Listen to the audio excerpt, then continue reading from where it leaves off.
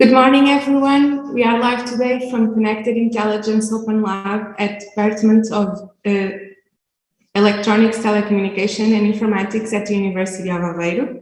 First of all, I'd like to thank this department and the university for being such great partners to Ubiwhere, where they also work in projects with us, in strategic areas for Ubiwhere, mainly the telecommunications area, which we are here today to discuss.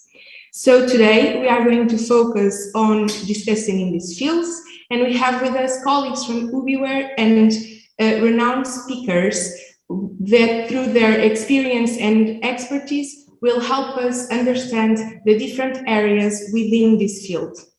This session will be divided in two panels. The first one is focused on research and development projects, and the second one is focused on industry and business opportunities.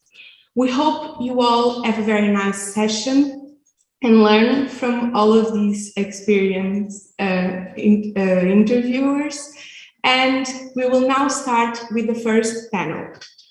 The first panel will be divided in three sessions with three different topics and three different discussions. The first one I will now introduce.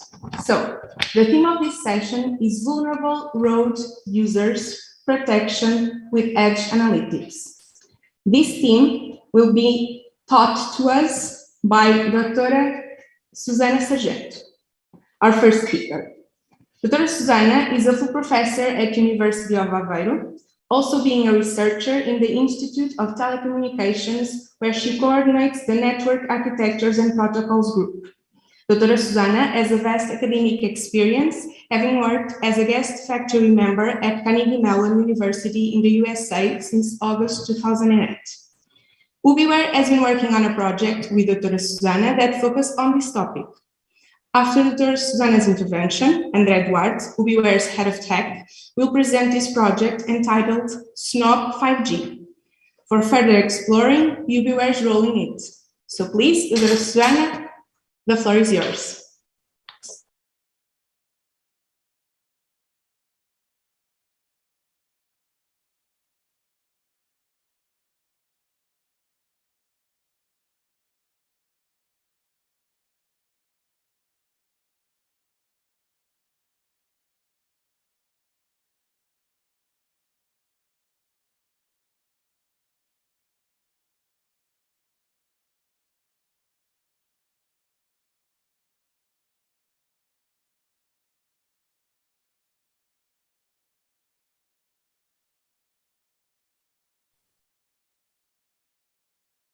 Hello, everyone. It's a pleasure to be here with Ubiwhere and at the same time in the Department of Electronics, Telecommunications and Informatics. And in this cooperation between Ubiware and this department, not only on the research projects, but also an academy. So we are on a room of Ubiware in our department. So I'm here to talk about the vulnerable road users protection with edge analytics. We've been cooperating with Ubiware for a long time in different aspects of the smart cities, of urban intelligence. This work that I'm here and presenting as a base actually on some master theses that we have been developing. And then André Duarte will go for SNOB 5G. So how can we apply this work in our project, in a 5G project? So the vulnerable, vulnerable road users are all users, people, cyclists, motorcyclists, so all people that are vulnerable in the roads, because we also have cars and there may be always very, very dangerous situations. And this has been a problem since ever, I would say. But on the other hand, we now have means to be able to help all these people. So we are living in a connected world. This means that if we want, at this stage, we already have technology to be able to know where cars are, where people are, where cyclists are, where motorcycles, and to be able to communicate with them and to make them understand their environment and how they can improve their path and how to help them avoid problems in the road. This is a usage scenario that we have. So we consider that we have connectivity between everyone. So we have cars. The cars, they have onboard units that are able to send their data and their information to the roadside. We have people also connected. So we all have our mobile phones. So we'll be able to be connected all the time. And then we have sensors, and this is very important. Our mobile phones, they know through their sensors where we are, through the GPS and also the movement, so they are able to understand this. But also with the sensors that we have in vehicles and in the road infrastructure, we can understand where people are, where cars are, how is their movement, and what can be the probability of collision between all of them. So this is wonderful from one side, but imagine the amount of data that we have here.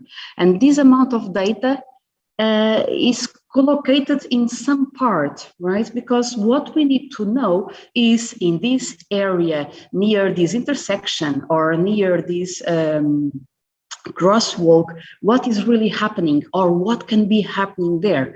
So we have to process all this data very, very fast, but this is somehow a local data that we need to have. And this is where Edge comes into place, because from one side, Edge is able to process this data very, very close to the vehicles, very, very close to the people. And on the other side, since this is local, so we don't need to get data from the cloud, so we can process everything there near the users. So there are many sources of information that we consider. So we consider that vehicles are communicating, so they are always sending their messages to the infrastructure and receiving also messages through the infrastructure. The same thing with the mobile phones of the people. So the mobile phones, they have the communication capabilities, they have their sensors, and they will be able to send their data too. But then we also consider that we have those sensors that can be in the road. They also can be on the vehicles, okay? But at this stage, we'll consider that this data, they are in the road, so we can have radars, and radars, they are able to collect information about the vehicles, their velocity, where they are. We have cameras, video cameras, and with these video cameras, this is very critical to be able, so this is another main aspect, to be able to collect and to process this information on the edge. Because with the cameras, we cannot just provide the streaming of the video to the cloud and processing it there, because we have strong privacy issues. So it's very important that we do all of this in the edge. So the radars, they are able to know vehicles, where they are, their velocity, but they are not able to distinguish, for example, between a person or a cyclist or a motorcyclist. But that we can do with cameras, with video cameras. But at the same time, with video cameras, we cannot get so much information about location and velocity. So it's very important to have all these data processed, aggregated, and where? In the edge. So as I refer, and I go very fast on this, so we have several sensors already in our mobile phones, and the ETSI already defined the vulnerable road users messages that the mobile phones can send to the infrastructure to collect data about the pedestrians. And this includes the information about location and mobility of the pedestrian. At the same time, we have on a different side, but parallel, we have the cooperative awareness messages of the vehicles. Okay, so the vehicles are able to send their data to, and also data from their sensors. So this is also something that is very, very, very important. So here I just show you. Okay, so here I just show you one example of a road, of the different areas on the road, and the possibility through defining these different areas and through some artificial intelligence to detect the different specific objects through the camera, so to be able to understand where each pedestrian, where each car is in each part of the road. And what is very, very important is then to be able to aggregate all these data. And this is one of the main aspects. So we have the possibility to aggregate data in the cloud. This is one of the things that I have here. So to aggregate data in the cloud, but also to aggregate data in the edge. And of course, cloud is important to then integrate much more information. But if we are able to perform most of the processing in the edge, we want to be able to have much better performance. So this is one of the things that I would like to understand and to show today. So then, of course, the person will receive, and also the cars, they will receive notifications. So we process all this data. We calculate what is the probability of collision between the pedestrians and between the cars. And then if there is some probability, we send notification messages, both for the pedestrian and for the cars. And so we always like to test all these systems, not only on the lab, not only on some simulations, but being able to test in real environment. And we are very lucky at this stage, because here in Aveiro, we have a connected city. So we, as you can see here in this map on the right, we have the city of Aveiro connected through fiber. So these several links here, the orange links, they are fiber, and they are connecting these lampposts here that you can see on the center. And these lampposts, they have communication capabilities. So they have Wi-Fi, they have 4 and 5G, they have LoRa, but they also have vehicular to everything communication. So they have ITSG5, and also some of the nodes, they have a CV2X. Another technology that we have here, and this is a strong partnership that we have with Ubiwhere, are the millimeter wave stations. So you can see here in this lamppost, let me point. So this one here is a millimeter wave station that we have here in the campus, connected to 3 other in the campus and to 3 other in the center of the city. So these dotted black lines here, they are not fiber, they are millimeter wave links, 60 gigahertz, that are able to send data at very, very, very fast pace, but through radio communications.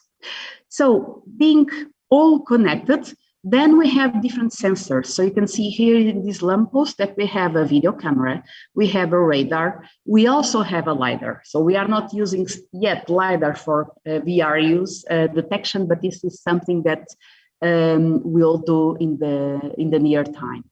And with all this, we are able to test in reality, so everything that we have been proposing so far. So let me show you here the Vulnerable Road User Safety App. This is actually a a work that is being done by Pedro Teixeira. So Pedro Teixeira will be presenting sometime now, but before he joined Ubiwhere, he was with us doing this great work. So we have here this app that we have in the cars. And in this app, we can know information about other vehicles, about pedestrians. And then we have Pedro here as a pedestrian that is crossing the road and is not aware that there will be a car and this car can hit him. So if he has a smartphone, so he's sending all the data from the smartphones. The same is happening to the car. So the car is sending all the data. Both of them, they have these applications. Of course, with the cars, we want to tell them directly and to make them self-driving. To the person, we can have a sound information that something dangerous will happen. And then they will receive these warnings. So this is what we have up to now is the reception of these warnings, okay? But what we want to have in the very near future is that the car will receive this information, the person will also receive this data, and they can somehow automatically, at least the car, being able to drive safely. Okay, just continuing. Okay. So one important thing is getting performance results. Okay, so we have shown that this works, but then it's very important to understand if this works with good timings, because we need to send all these data very, very fast. Okay, if we don't, the car will hit the person, and the person may have problems, right? So one of the things that we have done was to compare what happens if we have all this processing in the cloud, if we have a mix of edge central broker to process this data, or if we have everything done in the edge. And of course, this is not something that we wouldn't expect. So we would expect that this would happen. So in the edge, you can see that the latencies that we get here are much lower. So we have here some latencies that go up to 30 milliseconds, but compared to the cloud, they are much lower. So of course, the edge is also important to make sure that all the latencies that we have are much lower. And we were considering, and we shouldn't forget this, that the cloud is here in the city. Okay, so we are not considering a cloud very far away as it usually is. Okay, so this is very critical and is one of the aspects. So the other aspect is comparing the LTE versus 5G solutions. So we are now having 5G overall the cities. We are also thinking about 6G, but we wanted to understand if 5G is already okay, or is already possible to get all these services being worked on. And of course, we can see that with 5G, we have lower latencies.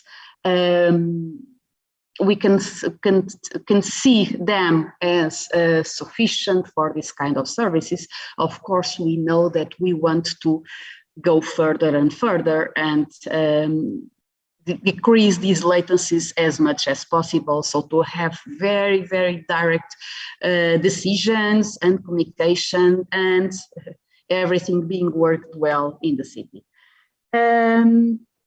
Yeah, so these are some scenarios. One of the other things that I wanted to show is the accuracy of the sensors, okay? So here what we have is the different sensors that are collecting data. We have the communication of the onboard units and of the pedestrian. We have cameras, we have radars, and so each of these sensors has a range, okay? So for example, the camera, the video camera has a very small range. So that's why this green this green line here shows a good accuracy, very, very near the position of the object. The radar, it has a larger range, and then with the communications, so with the information about communications, the range is higher because we are able to send the data of each onboard unit in vehicle, or about each mobile phone in the with the person wherever they are going around. Okay, so again, it is important to use the different sensors because they provide us different information. They have different ranges, and if we use all of them, knowing their pros and cons, we can have a high accuracy system wherever the vehicle is and wherever the person is also. So we have here some information about accuracy to make sure that we have information more precise.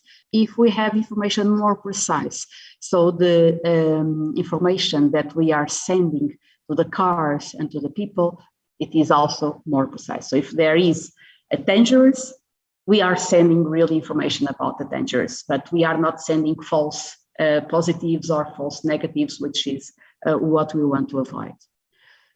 Just to give you a glance on the future. So this was a work that we have done with pedestrians, but we are evolving to other types of vulnerable road users. So we have been working during this year on the two-wheelers safety. And on these two-wheelers, we consider bicycles. We also consider motorcycles. And also some of the mechanisms and some of the problems, issues, they are similar. Then we have other issues that are not so similar.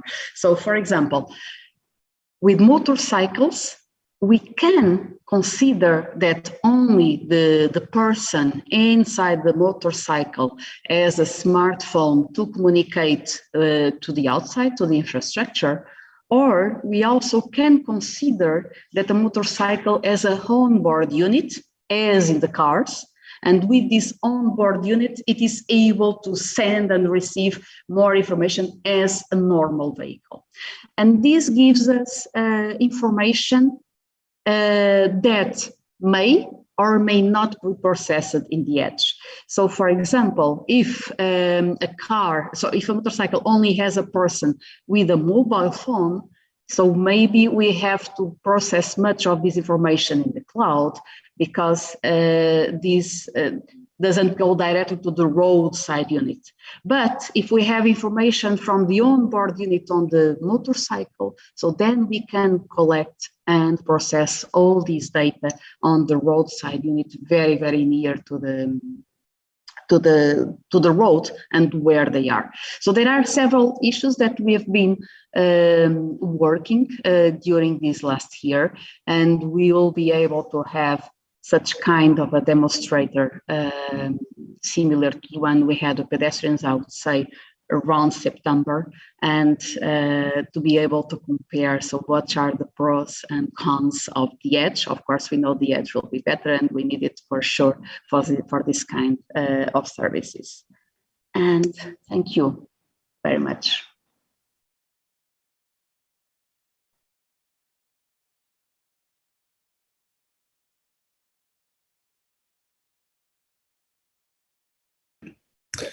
So I guess it's my turn. Thank you, Susana, for the introduction and speaking a little bit about the edge. I'll speak now about what we are doing in SNOP 5G, also with Instituto de Telecomunicações, Professor Susana specifically, and the University of Coimbra, and then MIT from the US, which is also helping us to research the network coding parts that we are using here in this project.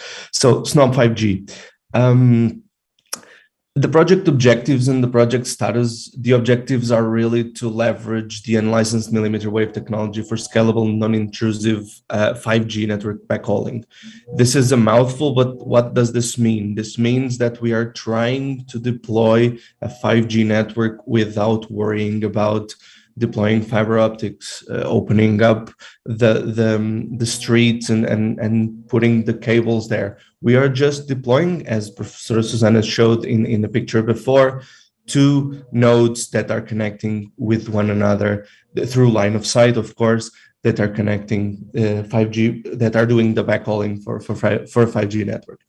We are also in the consortium building a novel SDN architecture with network coding algorithms to improve the quality of service at the network and then at an application level. What does this mean? This means that by using network coding, we are able to have very small footprints in terms of communication. So we are able to communicate more and more efficiently.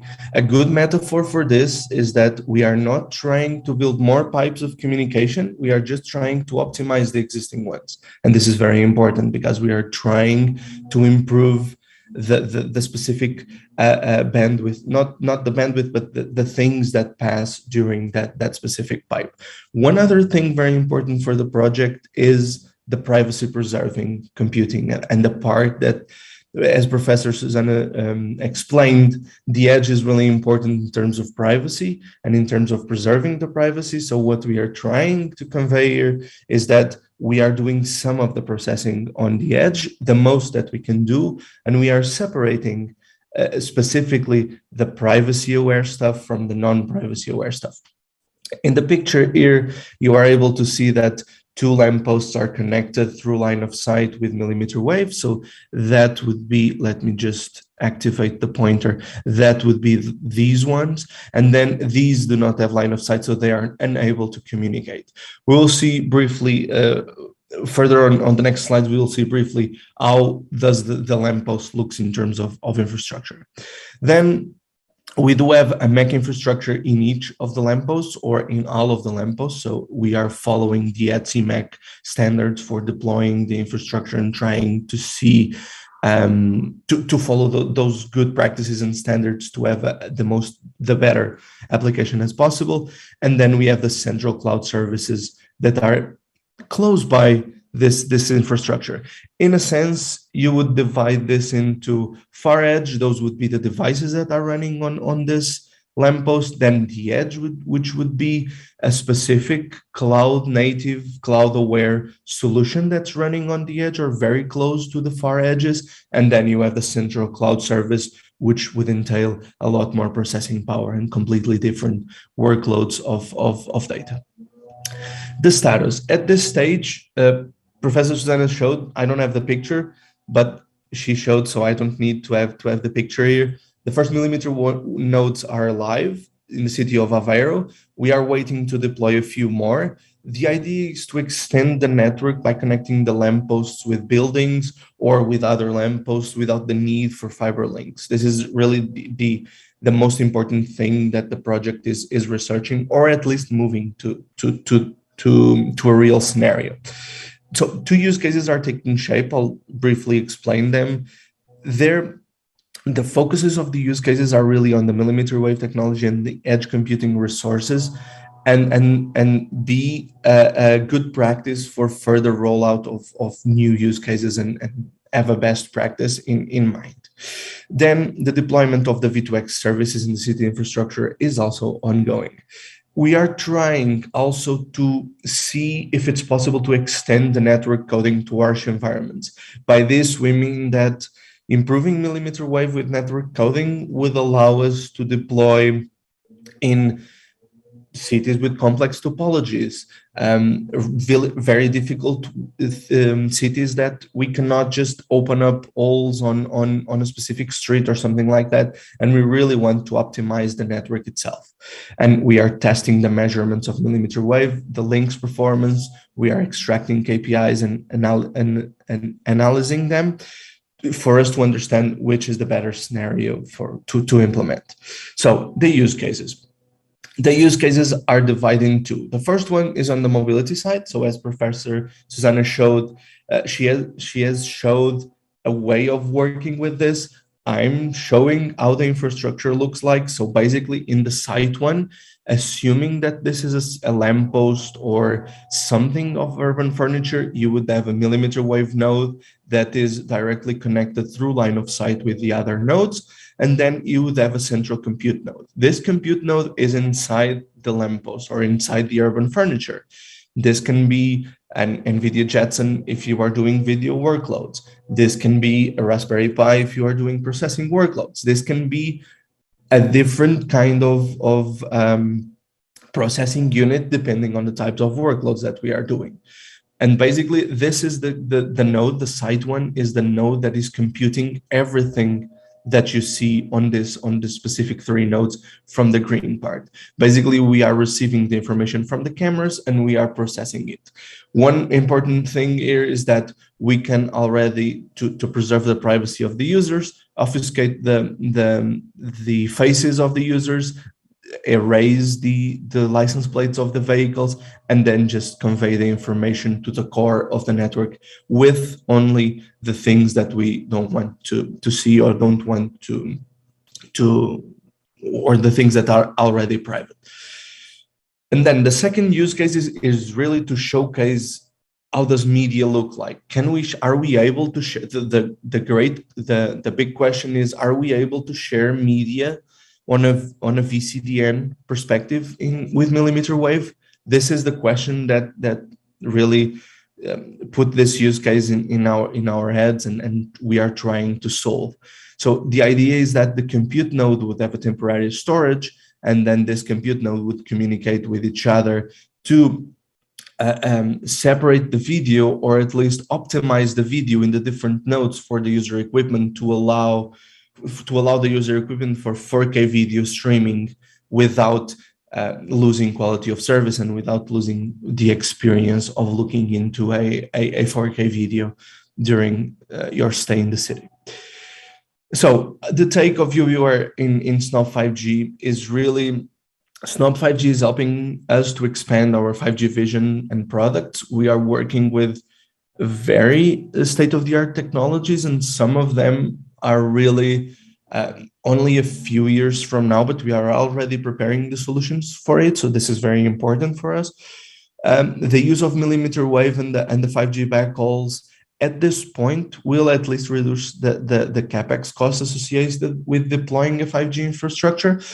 The advantages, I've briefly talked about this, are historical towns, large tourist areas, complex topologies in the cities that allow us to deploy quickly the type of infrastructure that we want.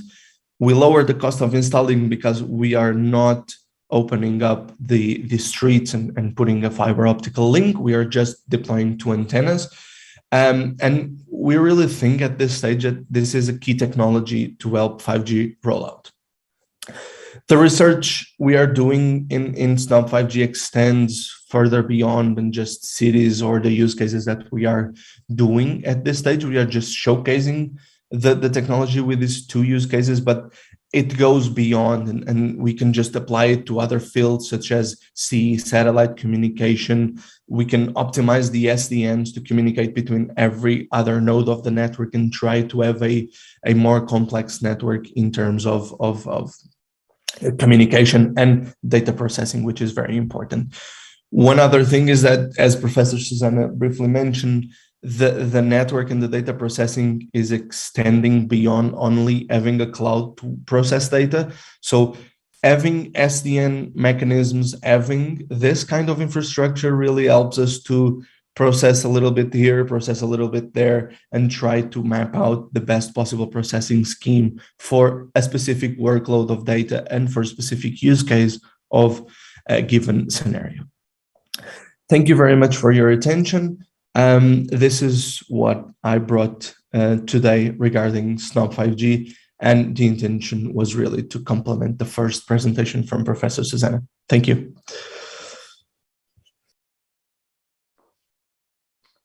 So thank you both for your interventions. It was quite insightful.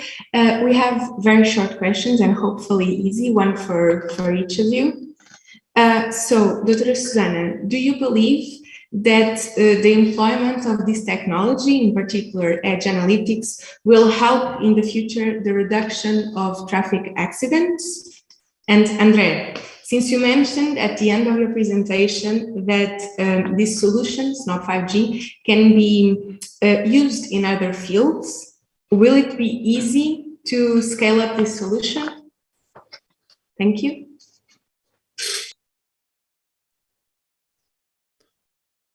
Sorry, you want to go first? I was trying to get my video. Can I get my video on? Okay. Start my video. Okay. So for the question I have, if I believe that all these technologies are able to improve the safety on the roads and to decrease the accidents, I do believe, yes, that we are able to get more information. With this information, we have more knowledge of what is happening, and with this knowledge, we can take better decisions. This is very, very straightforward somehow to the non-humans, right? Because for the machines is wonderful. We can tell the cars exactly what they should do, and to make sure that so if everything is well controlled, no problems will exist. We always have to take into account that we are dealing with humans.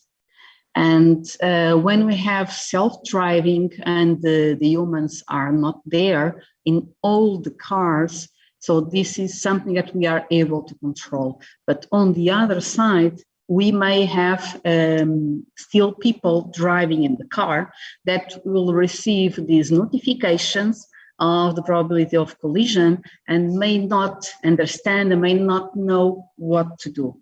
On the other side, we have the pedestrians. And with the pedestrians, again, it's very difficult to anticipate what can be their reaction. Okay, so I would say that we have both sides. We have much more information, and with this information, we'll be able to know in advance what can happen and act beforehand.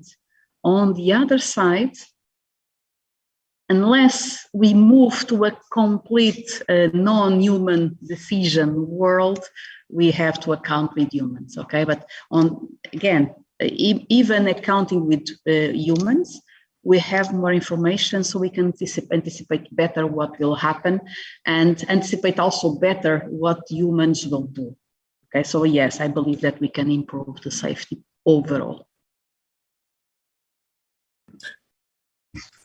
Yeah, I do agree as well. So mine was regarding how do we scale out millimeter wave, or how do we scale out the results from SNOP 5G? Well, I think that's a little bit difficult to predict in terms of how it will pan out in the future, because I really think that millimeter wave technology will coexist with other fiber links or other technologies in the city. We are seeing this with different protocols and different radio technologies and even IP technologies right now in the city. So what will happen is that millimeter wave will just be another way of you choosing that you want to deploy in that way. The first use cases that I think would be very useful for millimeter wave are places where we are unable to have a fiber connectivity. For example, in the nearshore things, in the maritime things, imagine that you want to deploy a link with, I don't know, 2-3 kilometers into the ocean. This is impossible. You will not deploy a fiber link in the water. This doesn't make much sense. And in a sense, millimeter wave would really help us to do that. And as well, in steep inclinations in cities, this is important. On large events, millimeter wave can be a technology to help aid or to assist on adding more links to the existing fiber links and having more backhauling capabilities there. So this is what I think at this stage. It's a little bit difficult to see how it will pan out, but I really think that millimeter wave will coexist with the other technologies that we have right now on specific scenarios, of course. Thank you both for your help into introducing us this first topic. We will now move along to the second session. The second session has the topic 5G communication systems and the economic efficiency of the energy sector. And to help us understand this idea, we have our next speaker, Dr. Bruno Sousa. Dr. Bruno Sousa holds a PhD in informatics engineering on the subject of multi-moming for IP-based networks, and has been an assistant professor at University of Coimbra since December 2018, while also being a senior research in the Center for Informatics and System at the same university. Ubiwhere has also been working on a project with Dr. Bruno that focuses on the topic of this discussion. So after Dr. Bruno's intervention, we will have Rita Santiago, Ubiwhere's Telecom and Future Internet R&I Manager, which will present the project entitled Smart 5 Grid for exploring Ubiwhere's role in it. So please, Dr. Bruno, the floor is yours.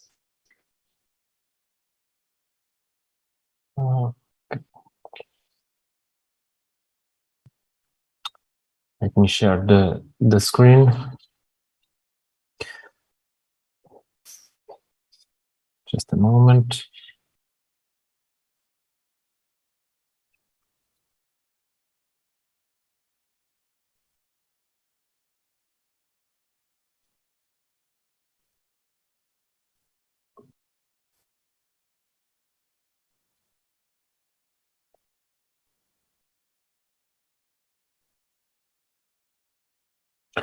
Okay, thank you first of all for the invitation to be part of this event.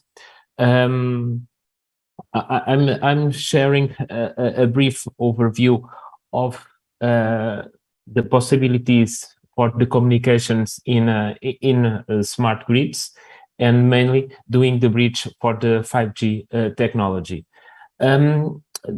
The presentation is divided in different moments. So a very brief introduction to the smart grids, the communication requirements in smart grids, the requirements in terms of reliability, low latency, and so on, and then the 5G potential to accommodate these requirements, some research and challenges that are associated with the communications in the smart grids, and then concluding the keynote. Regarding the smart grids, we can look into a smart grid as, let's say, a model that comprises different players, so what they call different domains. So we have, let's say, the customer side as well as the market, and then also service providers that provide services to these customers. And then we have, let's say, the operations that manage the grid. So assessing if the transmission and the energy being transmitted is done in a correct way, as well as the distribution for the customers, and also assessing and controlling the devices that generate energy. And since we have multiple domains, different types of equipment, and so on, then there are different, let's say, information flows and also electrical flows. And the NIST conceptual model helps mainly identifying the interactions with these key players so that other operations can be facilitated. Then we can also look into smart grid, let's say, in a more simplified way. So looking into the physical layer, so the mainly considering the power infrastructure, which, let's say, is responsible for the power generation, transmission, and distribution, and the respective consumption of the energy. We have also, let's say, the information infrastructure that is responsible for the smart metering, the monitoring, and controlling, and the management of the smart grid, and the communication infrastructure, which allows the interconnections between the different parts, applications, and systems of the smart grid. And of course, on top of the physical layer, we have the application layer, so the different services doing the collection of data and doing the analysis of the collected data, so that the actuation can be also performed correctly. So mainly for the fault management, and also in a security perspective, to prevent and to detect cyber attacks. And going into the perspective of the communications, then the networks can be organized in different segments, mainly the segments, let's say, that are very close to the customers, so that they are consuming the energy, where we can have the concept of the home area networks.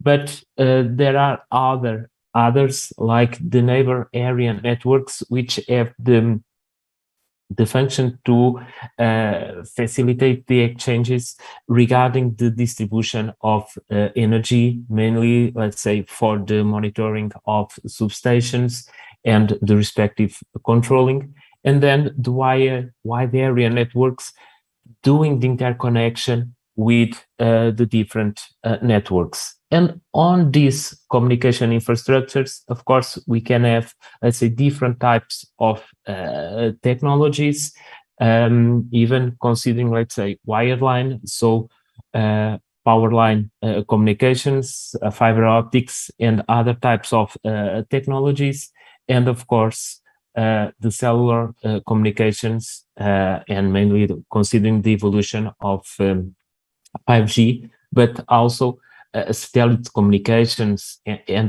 other types of wireless communications technologies have also some feasibility for smart grids. And not going into too much technical detail, of course, the smart grids have their own subset of applications which are devoted for different purposes.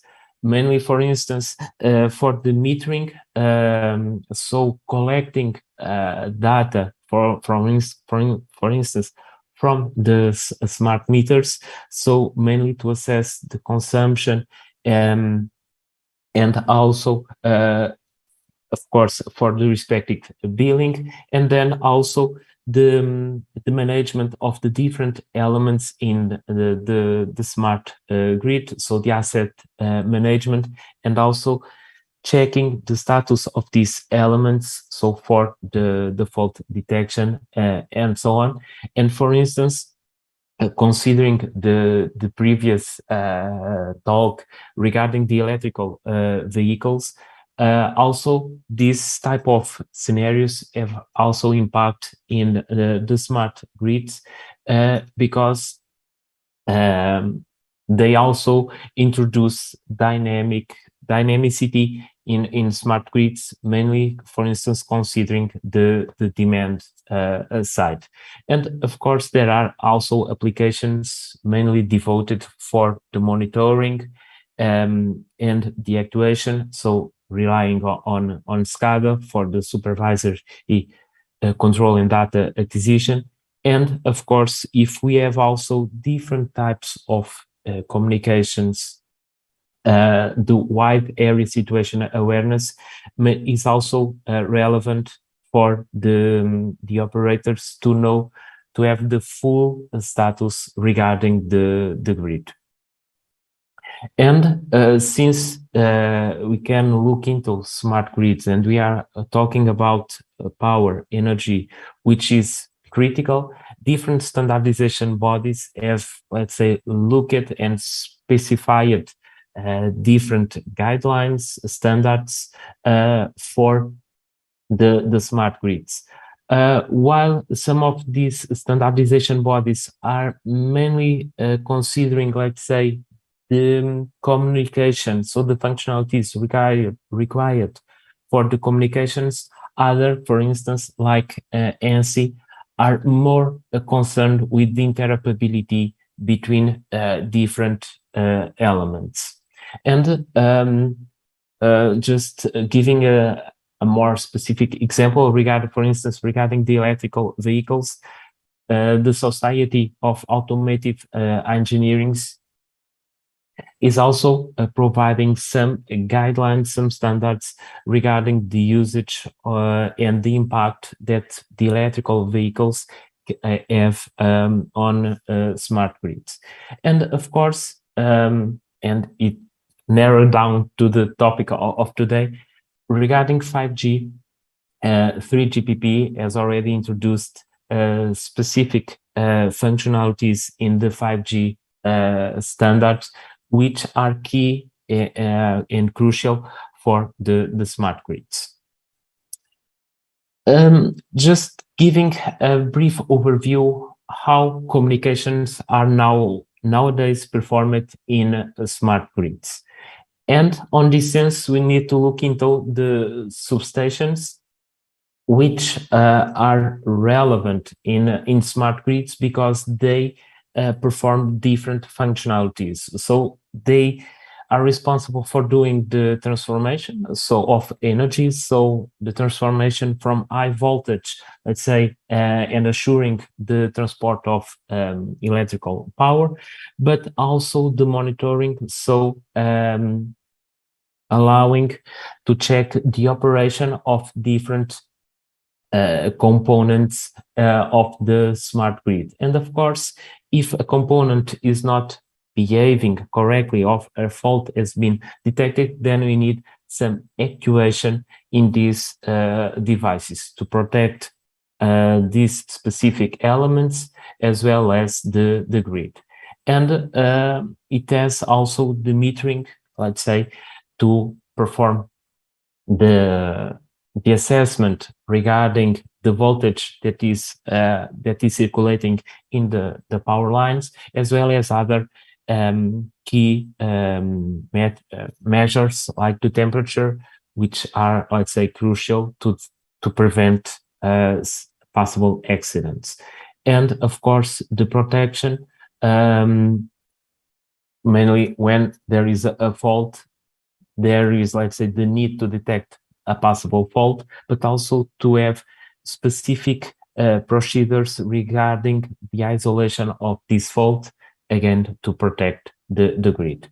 And this figure provides a very high overview regarding the substation, where we have, let's say, different levels. So we have the station level, which is responsible to do the interface with the control centers, where we have, let's say, the operations, so managing the status of the smart grid.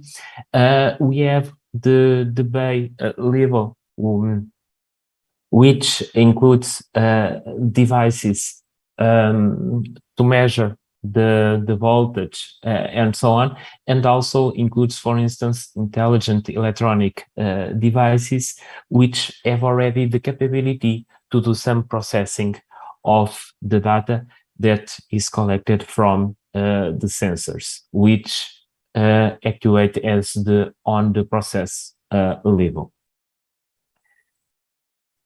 And if we look into the substations, of course, we have stringent requirements. First of all, in terms of reliability. And if we have different elements communicating, we have, let's say, standards where the communication can be performed. So in the industrial Ethernet, where we can rely on protocols like spanning tree, which support redundancy. And redundancy has been one of the ways that smart grid operators have used it to have a reliable communication infrastructure.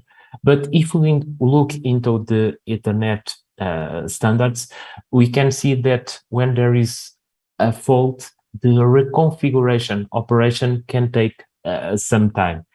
And on this sense, other standardization bodies, like the IEC, has provided additional specifications to allow to reduce this reconfiguration overhead and mainly to increase the reliability. So the high availability, mainly targeting zero delay and let's say a more efficient recovery.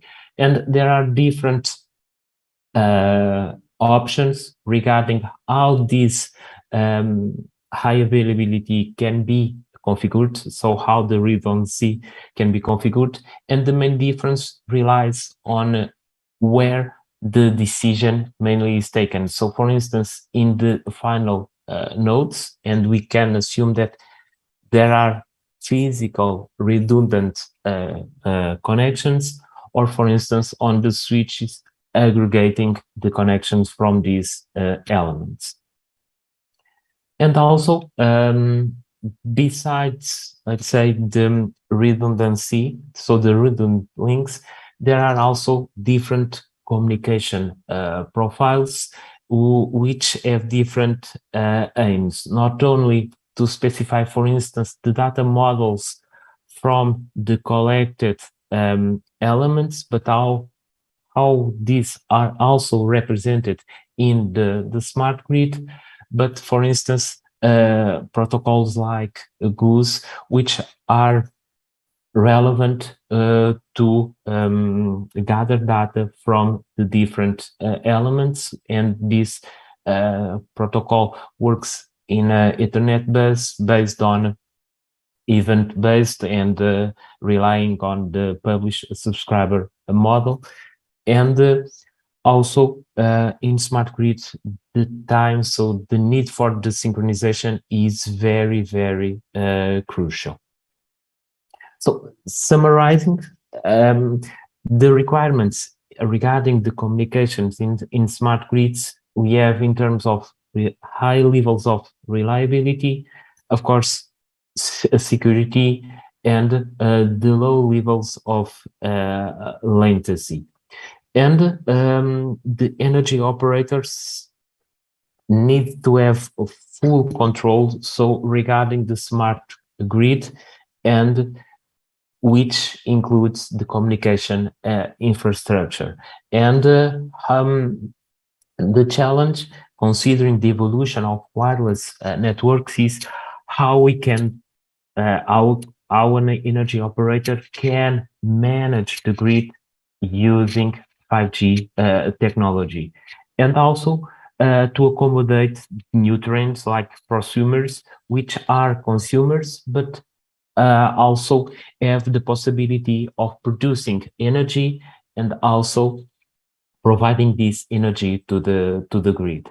And of course, these use cases introduce challenges in terms of the smart grid control and management, mainly in terms of the fault detection, in terms of the number of devices that can be supported, and of course, in a security perspective, how to deal with the authentication of devices and so on, mainly in terms of scalability issues and so on. So Introducing briefly some key features regarding 5G that introduces the potential, let's say, to somehow support current demanding stringent requirements of smart grids in terms of communication. And these features of 5G are split into different domains, starting from the radio access to the transport network and core. And the radio access network, for instance, includes already support for accurate clock synchronization, which is very important for the actuation in smart grids. And also introduces, for instance, already the isolation of resources which are also relevant. And this isolation is also supported in other domains like the transport and core. And the organization of the network can also provide some LAN services, so Ethernet, as currently the smart grid communication model follows. And there are others, but I will focus just one or two aspects in the following slides. So regarding the isolation of resources, we have, let's say, the network slicing support, which allows the isolation of resources and also allows to accomplish specific service level agreements regarding different requirements. So, for instance, for ultra reliable low latency services, or for considering a huge amount of devices that can be connected. And since we are also talking about redundancy, which is a way of having reliability, 5G also, for instance, supports redundant data paths, so where user equipment can be connected to different networks, mainly to achieve reliability. And also the local area networks, so Ethernet bus, which has been the most prominent way of communication between the different elements in smart grids.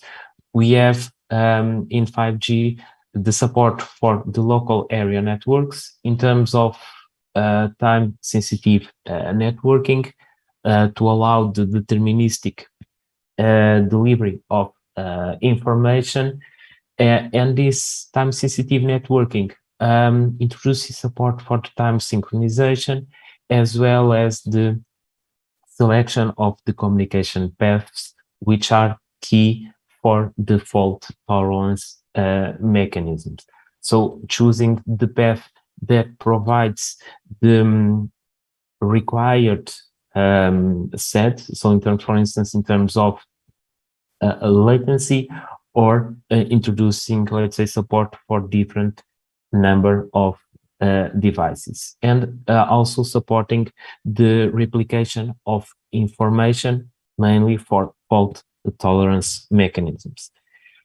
Regarding how the services, so the smart grid services, can be deployed, 5G also includes a specification or specifications which allow the services to be work, let's say, in a kind of a group, so that the communication can have also redundancy and so on, and also mainly to assure that the information can be transmitted according to specific control policies. And the communication in a 5G LAN let's say, also includes features like how the devices can be authorized, how the different LANs can be identified, for instance, relying on VLAN identifiers, but also how the user equipment doing the connection with the 5G network, but also providing connectivity to other devices in the smart grid. So acting as a kind of a bridge, which protocols they need to support, and how they provide the connectivity to the smart grid elements. And one key functionality in 5G is also the possibility of having a kind of a private 5G network, so the non-public network. And in this sense, this type of deployment is relevant for energy operators, because this meets the requirement of fully controlling the communication infrastructure in the smart grid. And on this sense, for instance, user equipment can have, let's say, dual SIM capabilities to connect, for instance, to the non-public network, but also, for instance, to a public a network. And how these connections can be handled, it depends on the requirements. But for instance, the user equipment can first connect to the private network, so can connect in a first place to the public, depending on the use case. Regarding some key challenges and possible research directions, the following slides will provide a very succinct research that has been performed in different projects at national and European level, so mainly targeting smart grids and the communication and the enhancement and innovation in communication infrastructures. So one key aspect, for instance, has been regarding the smart grid services, so the smart grid applications, and how these services can be managed considering the current technologies that we have, so virtualizing services, virtualizing the networks, so for instance SDN, or even to leverage on different computation models, so the edge processing, how the services can be organized and managed, so leveraging on service function chaining. And these technologies are relevant not only for the fault management, which is critical in smart grids, but also how the data collection, the management of specific elements like the PMUs, so the phase measurement units, can be deployed to assess, for instance, the synchronization, but also the data collection, and considering the possibility of having different radio access technologies.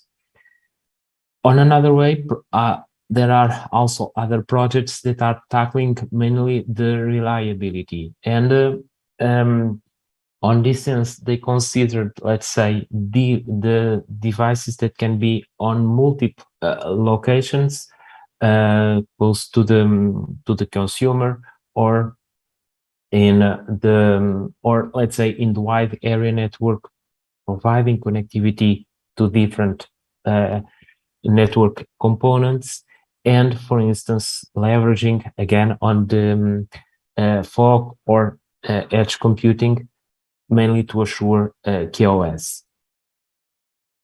Other projects like TDX Assist are mainly concerned with the modeling of the information flows, the data exchanges between the different elements, the different layers of a smart grid.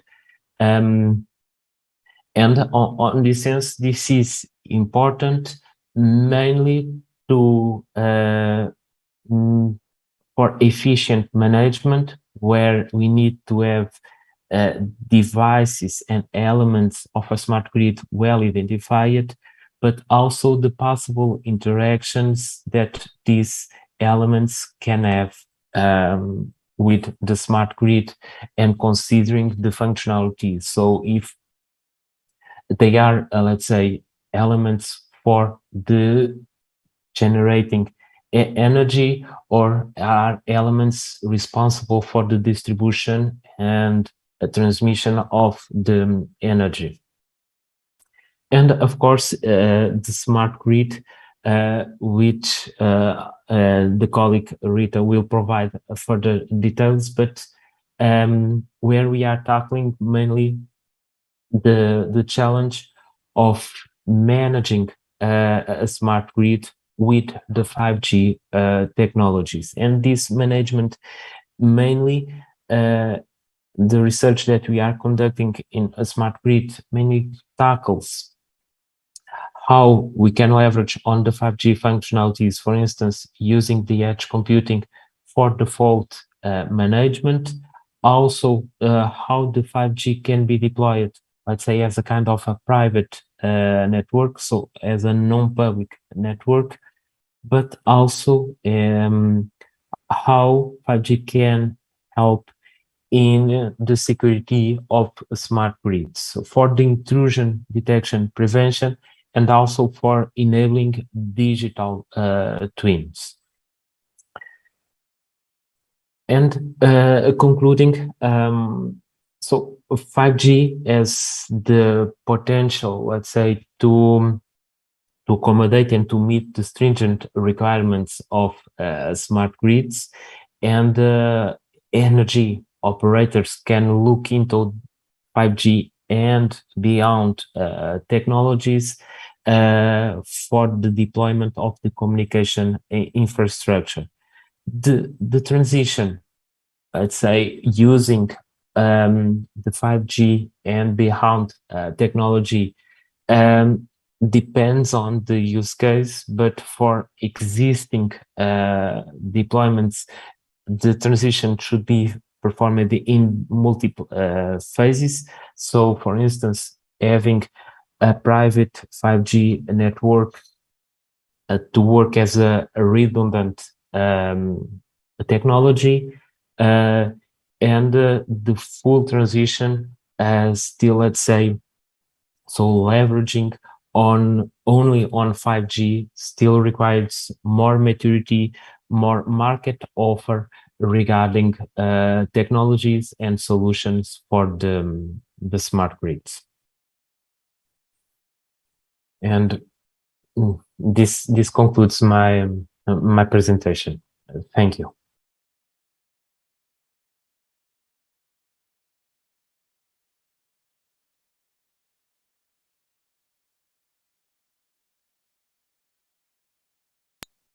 Okay, so I think it's my turn now. Just let me start the video. I think you all can hear and see me.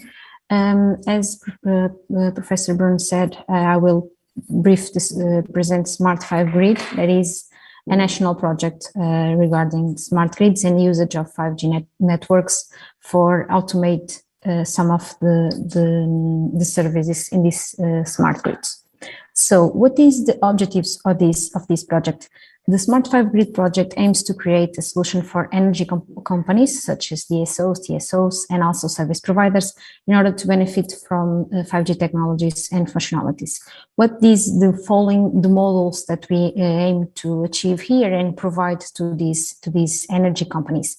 First, we intend to create non-public 5G networks in order to be manageable, and also with network slicing. In this, it was well explained the features and the main capabilities that can be provided to smart grids by also Professor Bruno. And another thing that we want to address here in this project is a framework for security and protection in order to validate some specific scenarios and also to provide a monitoring platform for these infrastructures. So the products and the models and main components that we have here are two. And the first one is the private network core, where we emphasize the management of 5G non-public networks. And we will here host a network hosting and also some directs and XHubs for monitoring and also manage the data that is transferred in these grids.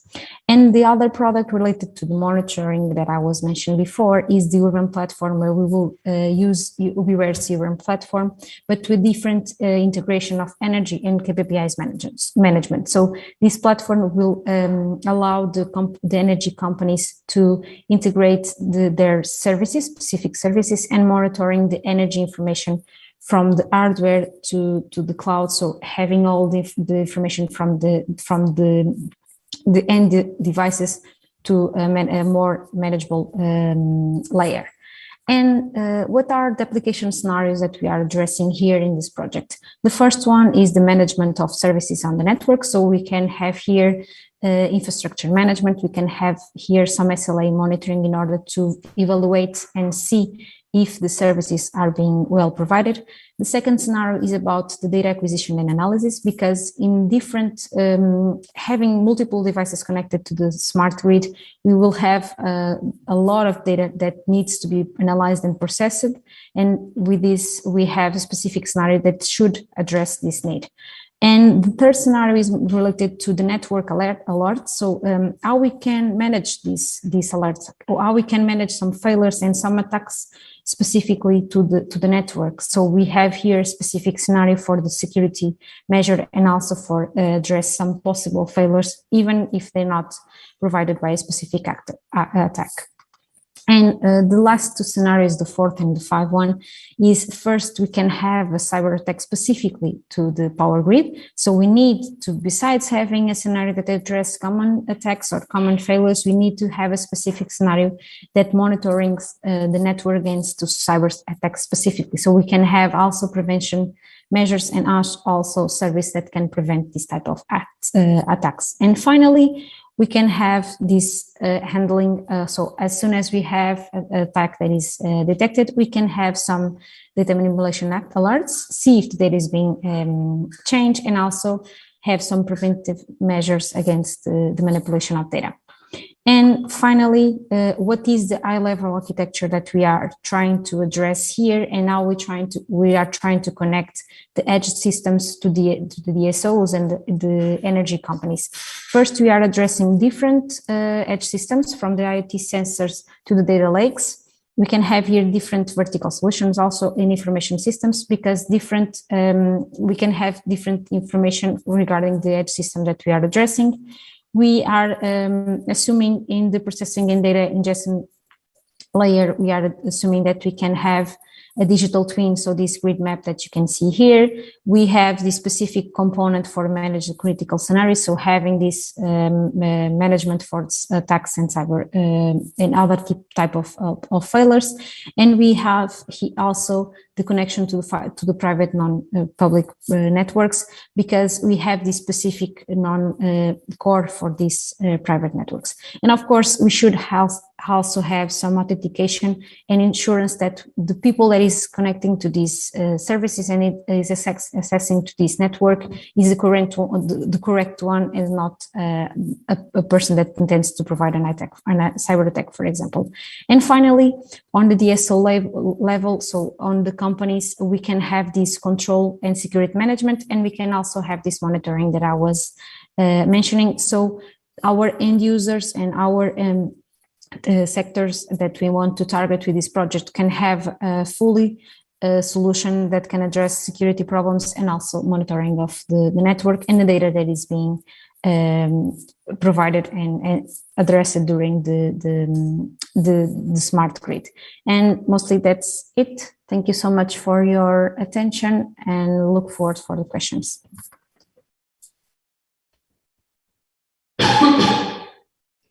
Thank you both for your interventions, Dr. Bruno, Rita. We just have a very short question for Dr. Bruno. Is it correct to say that 5G communication systems will enable economic efficiency growth in the energy sector? Thank you. I'm sorry, do you mind to repeat the question? Sorry.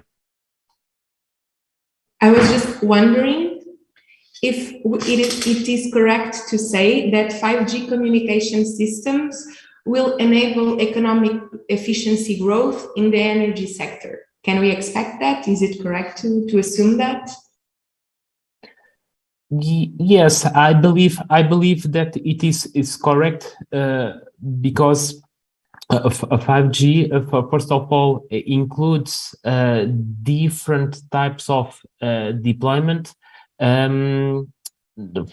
also enabling the private networks, and for sure that on that sense, it will facilitate the CapEx and OpEx costs regarding the deployment of the communication infrastructure for smart grids, and also considering, let's say, the available the trend regarding the wireless communications and the features that these wireless communications, mainly 5G and beyond, are introducing and supporting. So for sure that it will be beneficial for energy operators.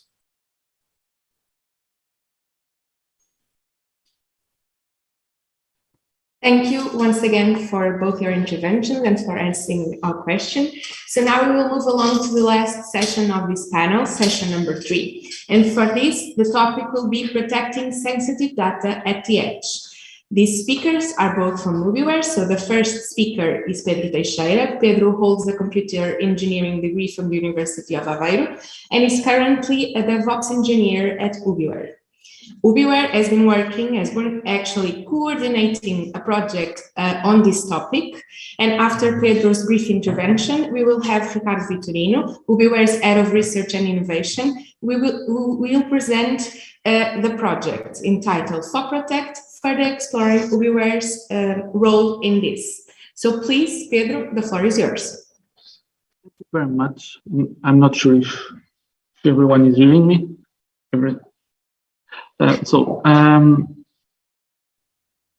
Protecting sensitive data at the edge. When we talk about this subject, the first important thing to consider is what is sensitive data. And we tend to think about that in terms of our own data that can be used to identify us, to humiliate us, harm us in any way. But it's important to also consider the other type of data around companies, institutions, data that if it's compromised, read, changed in any way or destroyed, can impact corporations, institutions, even whole countries and their activities. And when we want to protect that data, we can classify the solutions to protect that data into two main paradigms. We can have a more active defense in which we actively try to avoid the data to be reached by threats. And we can work from the physical layers, from the hardware layers, from the equipment, networking equipments, up to the application level, where we ensure that the source code of applications is foolproof or foolproof as much as possible. And also by working on monitoring the system, understanding what risks we have at a certain moment, and if we detect the risk, mitigate it as best as possible. But we need to understand, and we know that there are no perfect systems and data can still be compromised, and therefore we need also a more passive paradigm, a more passive solution where we know that the data can be compromised, so we try to avoid, if the data is compromised and reached by those that shouldn't have the data, we encrypt it, we obfuscate it to ensure that they have the data, but they can't do anything with it. And also we identify parts of a certain of the system. We identify those parts that have been compromised, and we try to isolate them as much as possible from the rest of the system while keeping it working. That obviously requires redundancy on the system. And this is the main paradigm. What's different when we are talking about edge computing? When we are on edge computing, we go from very centralized approach when we have a set of devices that then publish somewhere in a very centralized place. We can call it cloud, a set of servers, but we don't have what we have on edge computing, which is devices. Some devices are further away from the data sources, other devices are closer, but we have a lot of devices in very different environments, in very heterogeneous environments, and we can't control all that. We have, as you can see here, you have much more devices in many layers, from the gateways to the edge data centers. So you have a greater surface of attack for one side, but on the other side, you have edge devices that can be many times physically accessed.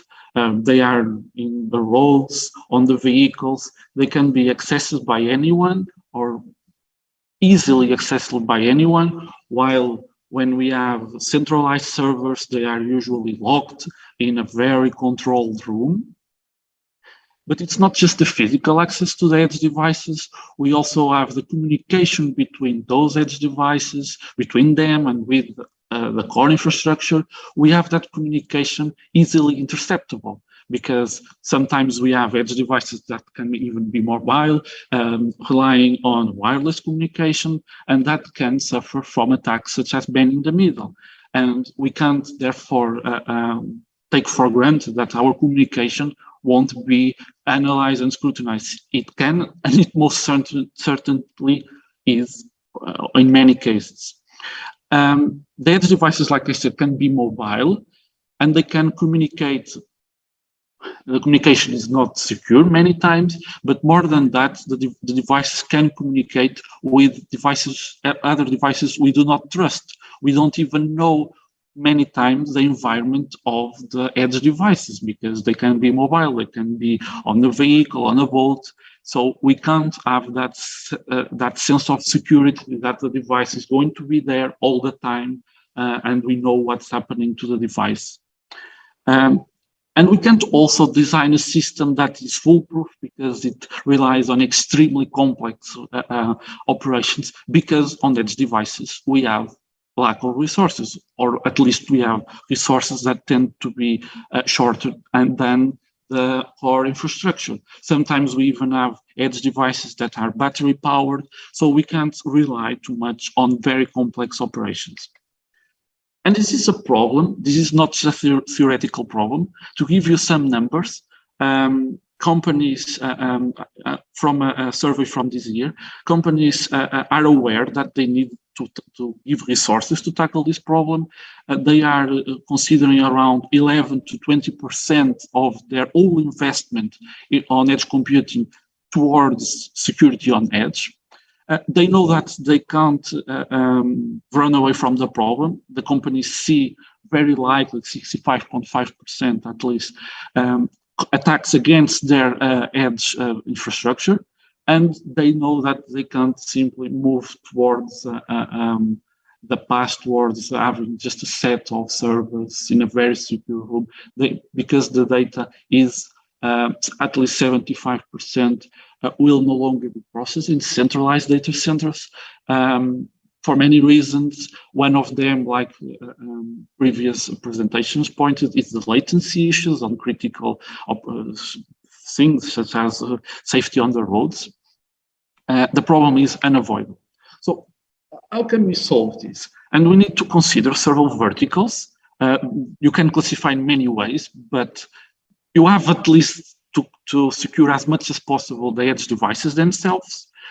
You need to secure the communication between the devices, between each edge device and the edge devices with the rest of the infrastructure. So you need to work on the networking part, and you have the whole system. You need to monitor it as much as possible to detect threats, but also to predict threats before they happen, because sometimes to mitigate a threat when it happens is already too late.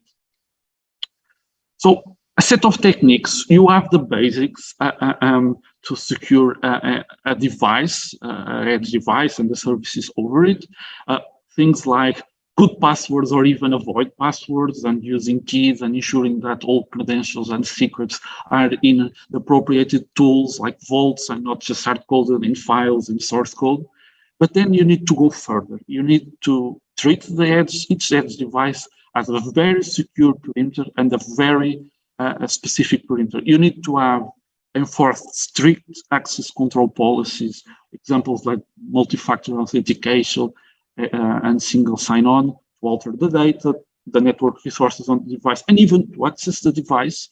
You need to control very tightly the access to the edge devices through security gateways such as firewalls, but also ensure that when we want to communicate with the device, the name and resolution of that device is secure as well, something overlooked sometimes, like the DNS protocol.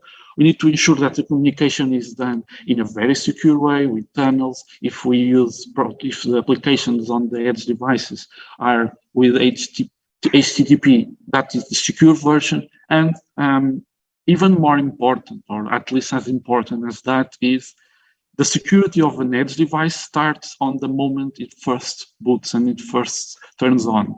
So even the provisioning of the devices, the initial configuration, and changes that you can do later, it has to be as secure as possible. It has to follow it, or at least it should follow a zero trust principle where we trust no one apart from a single point of truth.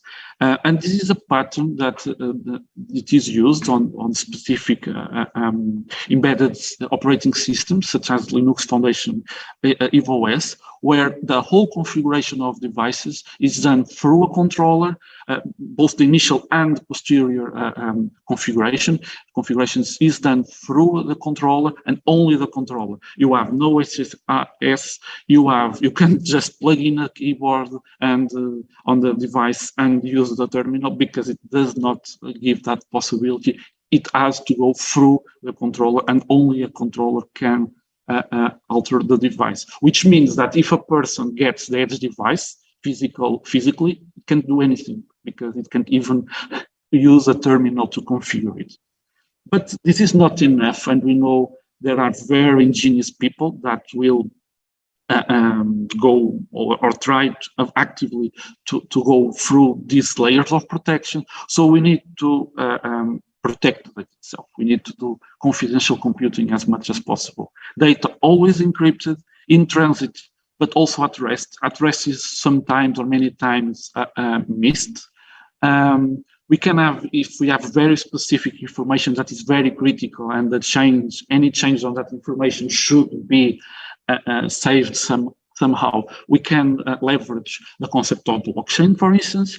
And if we have very specific situations where it really has to be 100% or as secure as possible, we can even leverage the hardware of edge devices and things like the instruction set extensions on Intel processors to create a very secure environment when the application, when the service within the edge device is within its own memory space that can't be changed even by the OS kernel, but only by very specific instructions of the processor. And this is called, the whole concept is called trusted environment, execution environments.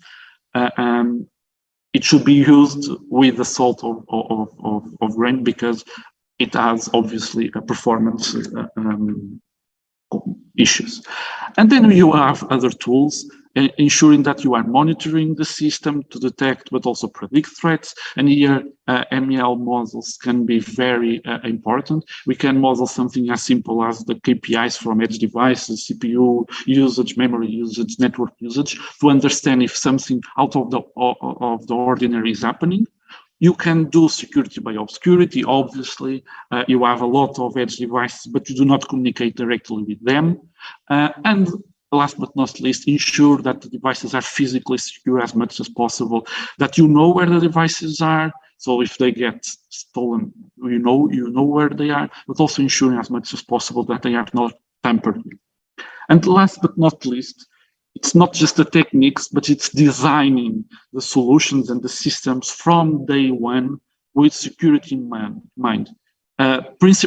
Simple principles like zero trust, where each device only has access to what absolutely needs, can be the difference between a major issue to a company or no issue at all. And we are going towards a trend where we are integrating everything, all those techniques that I showed you, integrating it on a cloud with resilience, obviously. So you have all those techniques not deployed separately. You don't have the firewall and the telemetry. You don't have all those things separately. You have all those things working together on a cloud. And ensuring that the system is fully or as much as possible safe. And just 3 key points that should be the future. The first, I've already said, protection by design. Start designing the systems with safety in mind from day one and not as an add-on. Also, we can leverage, and this is already happening, but it can obviously be much more used. You have the SDN paradigm, and you can use it to improve identification of threats like packet based, like denial of services on the SDN controllers themselves. Basically adding a layer of intelligence that, because it's software based, can be changed and is more flexible.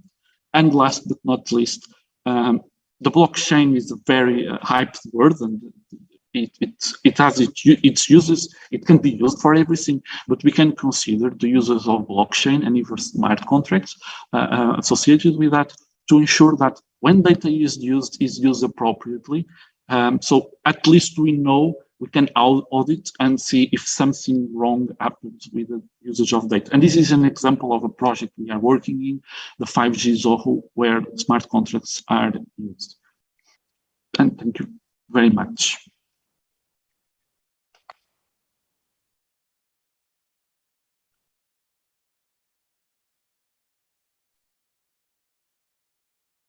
Good morning, everyone. I'll be now presenting Fog Protect.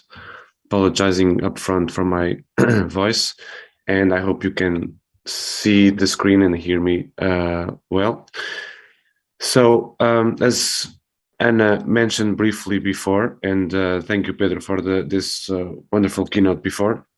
Fog Protect is a project coordinated by Ubiwhere. It's an Horizon 2020 project with a robust consortium of different entities from all across the world, and you might recognize a few of them from the logos in the slide. So we have IBM, Nokia, and Thales as powerful industry players, as well as VRT and ATC as SMEs that are helping bring this technology to place, and relevant universities from Southampton, Paluno, Vienna, and Amsterdam.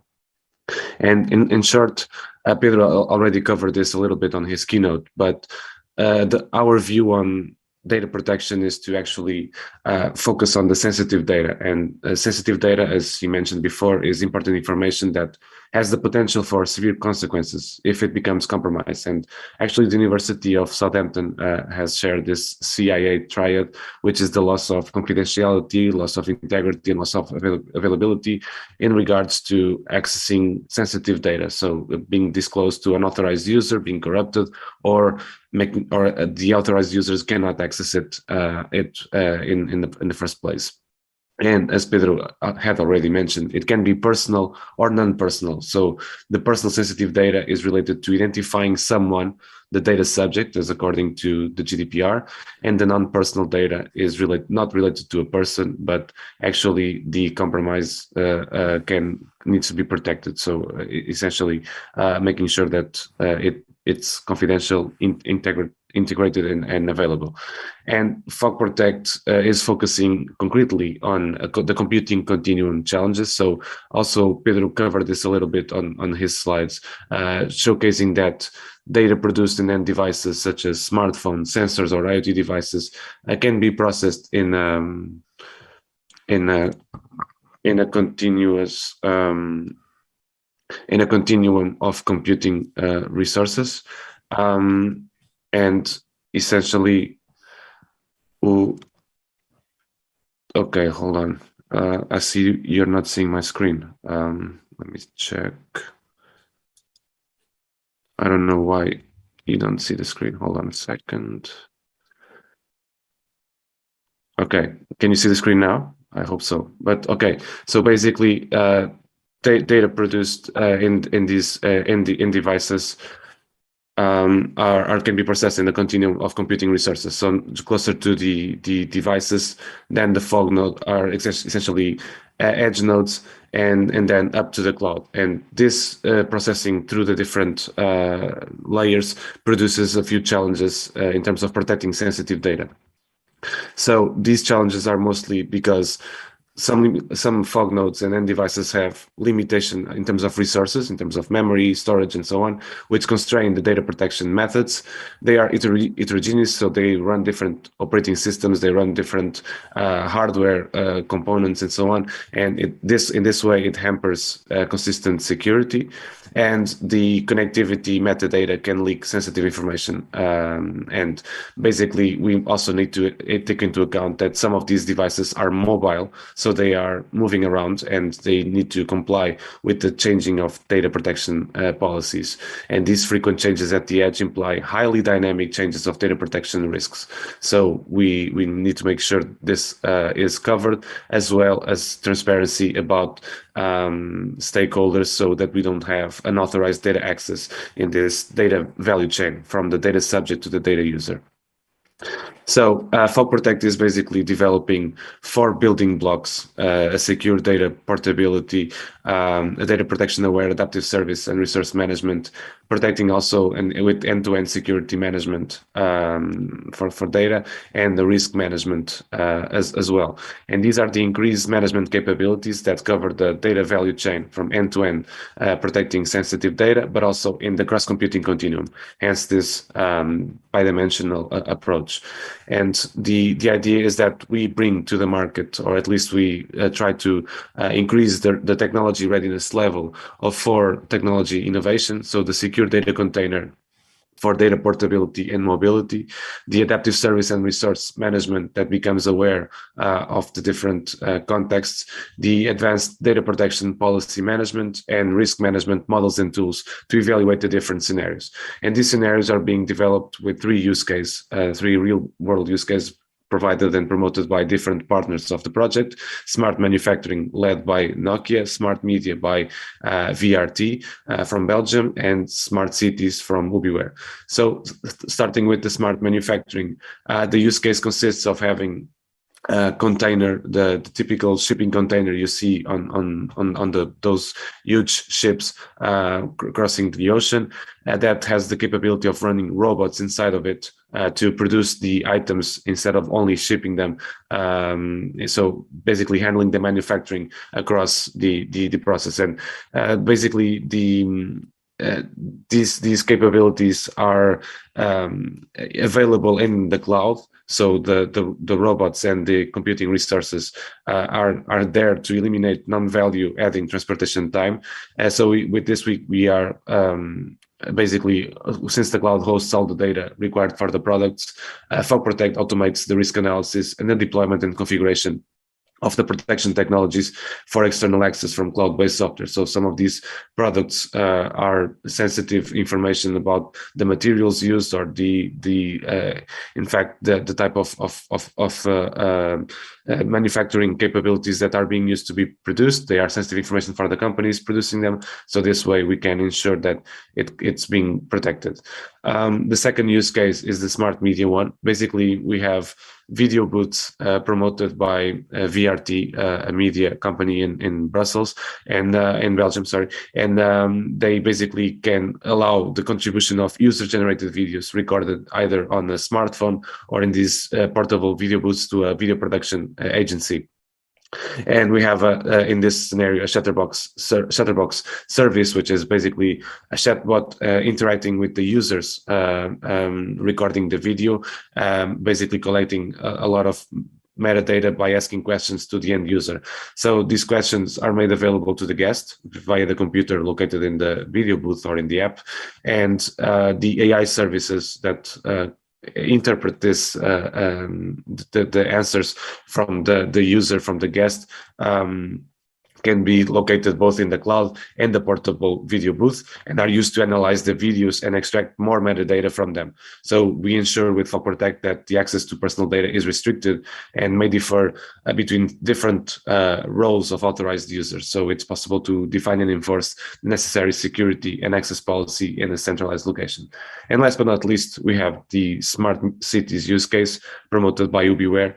Here, you've heard today a little bit about lampposts collecting CCTV data and protecting sensitive data, and that's exactly what we are promoting here. So lampposts can implement video cameras and edge computing nodes or fog nodes, and in this case, they are processing video feeds from a CCTV camera and collecting metadata and storing it here.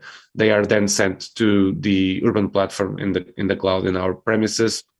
And we have the insurance that different stakeholders can access exactly the proper data that they can, so that an analyst which will only get KPIs for traffic or parking shouldn't get access to raw videos of the CCTV, while the traffic manager can actually see the videos that are blurred. So as an example, we are ensuring that our modular approach for shared infrastructure can then be used to run these use cases. And this is how we are exploiting the Fog Protect technology, because these lampposts can run different sensors, different devices, and actually enable new business models for sharing of data and services. So in short, we can then run computer vision algorithms in the edge computing nodes inside the lampposts. The CCTV cameras can be implemented in a safe place, and we can ensure that data such as the identification of people or vehicles are safe and not being accessed by any external unauthorized stakeholders. This way, we are able to actually then analyze and protect these lampposts and make them more reliable and resilient, because if we detect that some of them has been tampered with or basically facing a downtime, we can find relevant fog nodes and keep the processing running there and ensure that the SLA is kept. And that's the sort of approach that we are following here. And both Fog Protect and Ubiwhere are here for the long run. So we are enabling end-to-end dynamic protection of sensitive data from this highly distributed, heterogeneous, and volatile edge to the cloud. And we believe the work doesn't stop here with these three use cases. So we are looking into the open source community and other stakeholders to actually explore this technology together with us. We are contributing to the open source development as well. So we'll be happy to that you can get in touch with us at fogprotect.eu, either social media or email. We'll be happy to follow up on this. Thank you so much. And sorry again for the hiccup with the slides sharing. Don't know what happened. And sorry again for my voice. Thank you so much. Thank you both, Pedro and Ricardo, for your interventions. I just have a very brief question for each of you, so if you can please keep your answers short, it's very much appreciated. So, Pedro, in summary, why should we choose to protect our sensitive data at the edge? And Ricardo, what are the innovative aspects of Fog Protect that result from these technologies? Thank you both. Yeah. Sorry. So why do we need to protect the data at the edge? Because companies are evolving towards the edge architecture, and they have board devices, and usually with a big transformation, you start by doing the basics. So you deploy the devices and everything is working, and okay, everything is working, let's move forward and add features. And those features for companies at least tend to be, we have data about our processes, and we want to use that data to improve our processes. So very quickly, we have systems in which companies rely with very sensitive data, and it has no protection associated. And first of all, it's important to be to tell people that they should design from day one their architectures with safety in mind. But when it's not possible, we need to use all tricks in the book, all the tools I've presented and more, to ensure that each device is as secure as possible, that the communication is as secure as possible, and therefore avoid that critical data doesn't fall in the wrong hands, because it falls in the wrong hands, it can mean companies shutting down their machines, shutting down entire factories, or even having their precious data on the adversaries' hands. And that's basically, you have very valuable data on extremely unprotected devices. So it's very important to work towards securing that data. Regarding FalProtect, and thanks for your question. We believe that the main innovation coming out of the project are essentially dynamic threat detection, risk assessment, and mitigation via the automated system adaptation. So when you think of a car crashing into a lamppost and making the edge computing unavailable, making this availability of, okay, this is a risk for processing video, let's run the computing unit in a different access, or actually someone tampering and trying to open the cabinet in the lamppost and trying to get access to the edge nodes, as Pedro was mentioning, is something that is dynamic, and it's not something that is stale from day zero. So we need to adapt, and this involves also cross-domain orchestration, deployment, and configuration of different security enablers. So as I mentioned, edge resources are slightly less constrained than in the cloud, so we need to actually orchestrate all of this and manage it. This requires also automated policy-based data filtration and redaction, so making sure that the relevant stakeholders get access to the data and not the unauthorized ones. And as I mentioned, or tried to at least present it, FalProtect is agnostic regarding the domain or use cases. So we believe that this could be suitable for different environments. Agriculture, Industry 4.0, not just the three ones that I've presented here, basically collecting and processing different data sources.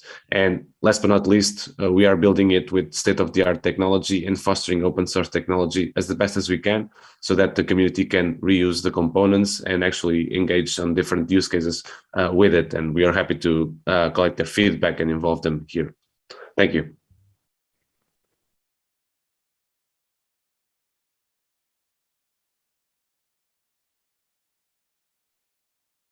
So thank you both once again. We will now move on to the second panel, entitled Industry and Business Opportunities, and move along to session 4. So session 4's theme is Decentralized Marketplace for 5G Neutral Hosts. We will have our next speaker, Simon Pryor. Simon holds a degree in engineering from the University of Florida, having worked in software and network engineering since 1993.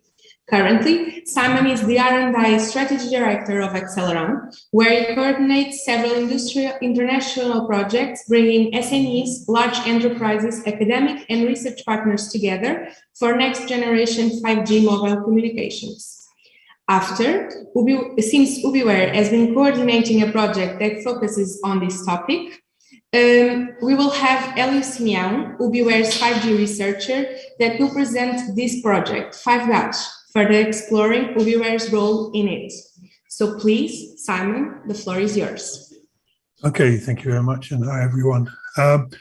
So in 5G, there's a lot of going on. There's a lot of changes. We've heard about some of them from some of the speakers already, but there's changes coming in many different ways. There's changes we've seen on new applications for private networks, for verticals, whether it's energy or whether it's industry or smart cities. There's the impact of the cloud and the edge, which is changing the way that 5G networks are built. Everything is moving to a software-defined way of disaggregating networks into parts of software that run cloud native and interact with each other. There's a lot of change going on in the way that spectrum. So for 4G and 5G, the key enabler is having spectrum to be able to transmit on. There's a big demand for more spectrum, for more bandwidth, for more applications.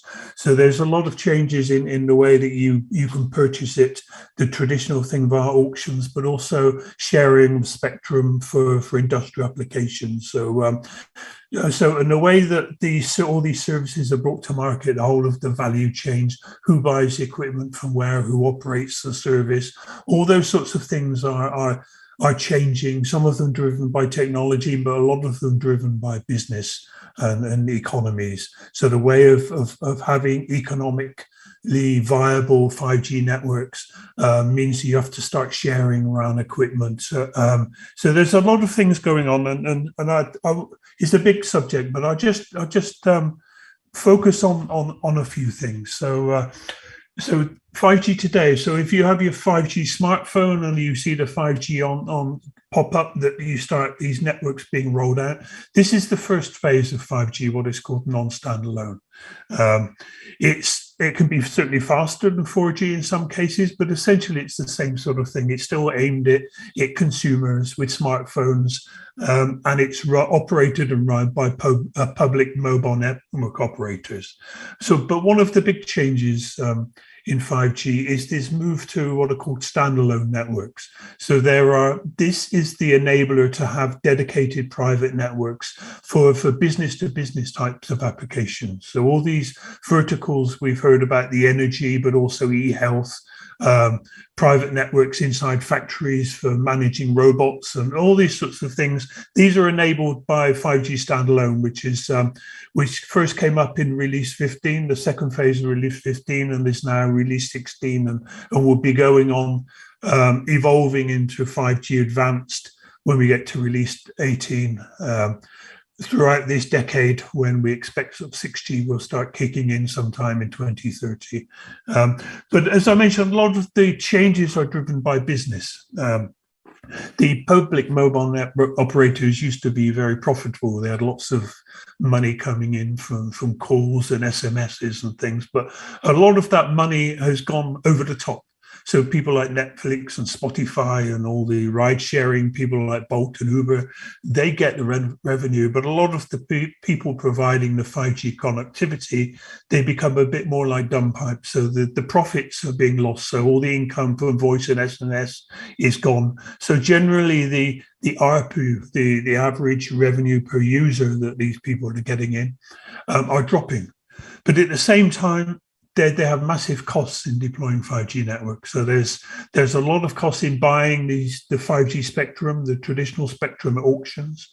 There's a massive cost on rolling out infrastructure everywhere to be able to deploy 5G ubiquitously. So there's a lot happening here. Because as I talked about it, you know that everyone is on their videos, everyone wants to send video here and there and everywhere, and it's 4K rather than high definition. But all these sorts of things take bandwidth, and that takes spectrum. So it's not new. It's been happening since sort of 2G and 3G days, where they're starting to look at higher frequency spectrum to be able to send more information and to find parts of the spectrum that is not allocated and used. And this trend is going on today.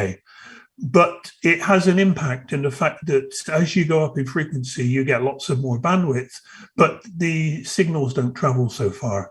So they don't propagate so far, and they don't go through buildings and things so far. So what you tend to have is you start to need to have dense deployments going from just these big towers that you see, macro cells as they're called, to small cells and indoor connectivity and cells in each lamppost and those sorts of things as well. So there's a lot of trends that are being affected, and the technologies behind it are being affected. But the business, as soon as you go to dense deployments, you have to provide power to each of these deployments. You have to interconnect them with fiber or with wireless backhaul. You have to find the buildings and get licenses to connect them to lampposts or put them on people's roofs, all these sorts of things. So it creates the business behind it all changes as well as the technology changes. Because also what is changing, and we've seen this already a bit today, with this introduction of non-public networks. So instead of just consumers with smartphones buying from public network operators, there are new models of it. And a lot of it is driven by neutral hosts. So you have these ideas of being able to share the RAN infrastructure. Multiple users can share it. And it can either be multiple public mobile network operators, so you can have, say in Portugal, you can have Vodafone or you can have NOS or whatever on using shared parts of the RAN. But you can also use it for providing 5G services. So you can have a mobile network operator that invests in 5G connectivity and provides private slices, private parts of the network to verticals such as energy, electricity verticals, or to factories, large factories that they can use privately secured edge computing in these factories. And there is a number of different models that are that have evolved, all the way from owning your own private network that you use in your factory and doing everything locally and on premises to neutral hosting models where people that own infrastructure can rent out slices and can rent out part of the network, either to public or private networks that may bring their own spectrum. And then there's also these models where public MNOs we mentioned that are looking to provide private services using their spectrum that they have and using their infrastructure that they have, RAN sharing to third parties, verticals or for other services. But one big change that is also happening is the length of time that these services operated. You had RAN sharing, or typically what they call passive sharing. So you would share big towers between multiple operators, but this equipment would be installed and it would run for tens of years. But typically what people are also looking at are short-term services, being able to automatically spin up a new service, whether it's in response to a disaster, so a typical disaster recovery service, or for instance, in the case of a music festival, you might have a festival for a number of days or a week, and so you can create extra services for the security people, their own private networks, temporarily while these things are going on. So there's a lot of different ways of using networks that are starting to evolve in 5G, and 5G standalone is enabling a lot of these things to happen. So as there are very dense deployments, people are starting to look at the marketplace of how you get access to people's roofs, that people can rent their own roof, or people in cities can rent lampposts and to host equipment for 5G networks. There's a way that the equipment is being broken down. So for small private networks, you don't need these mafias boxes that support thousands and thousands of users. Small dedicated networks, software-based networks with edge automation, these sorts of things become important. And the way that you automate, install, everything has to work. If you have a small network in a factory, they don't have lots of dedicated network engineers and specialists to install it. So using automation and using artificial intelligence, you have to just be able to install everything, and everything configures and runs themselves. These services on demand, short-term services, being able to buy ephemeral types of services and using blockchain to manage those contracts and manage the proof that these services are providing. So this sort of a changing environment was the driver for a project that you're going to hear about more from Hélio on 5G as a service. So it really aims to tackle this evolving way of providing 5G connectivity beyond the big public networks, of using shared RAN, using cost-effective ways of being able to provide quality 5G services with the right SLAs, the right quality service, but at an affordable price, on demand and automated with a marketplace and all managed by blockchain and all managed by sort of all hosted in the cloud, those sorts of things. And that's the drivers that we had in creating this project. And that's sort of the goals to be able to fulfill the changing market and manage the complexity, because as these networks evolve and become more complex, managing that becomes a big headache. So these things have to be managed and automatically, and have to be sort of embraced in the system instead of manual interventions all the time. Okay, so that's the conclusion of my part.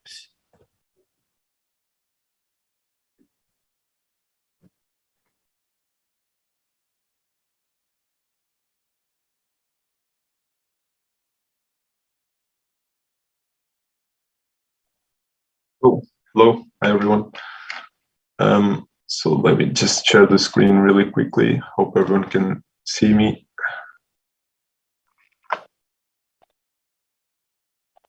Okay. So thank you, Simon, first of all, for the kind introduction. And I hope everyone is seeing my screen.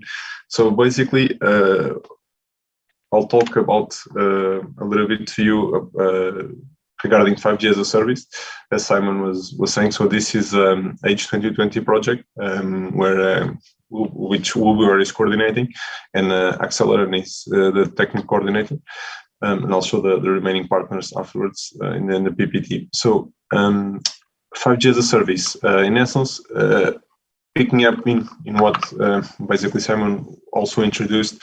So the telco space has been changing quite a lot.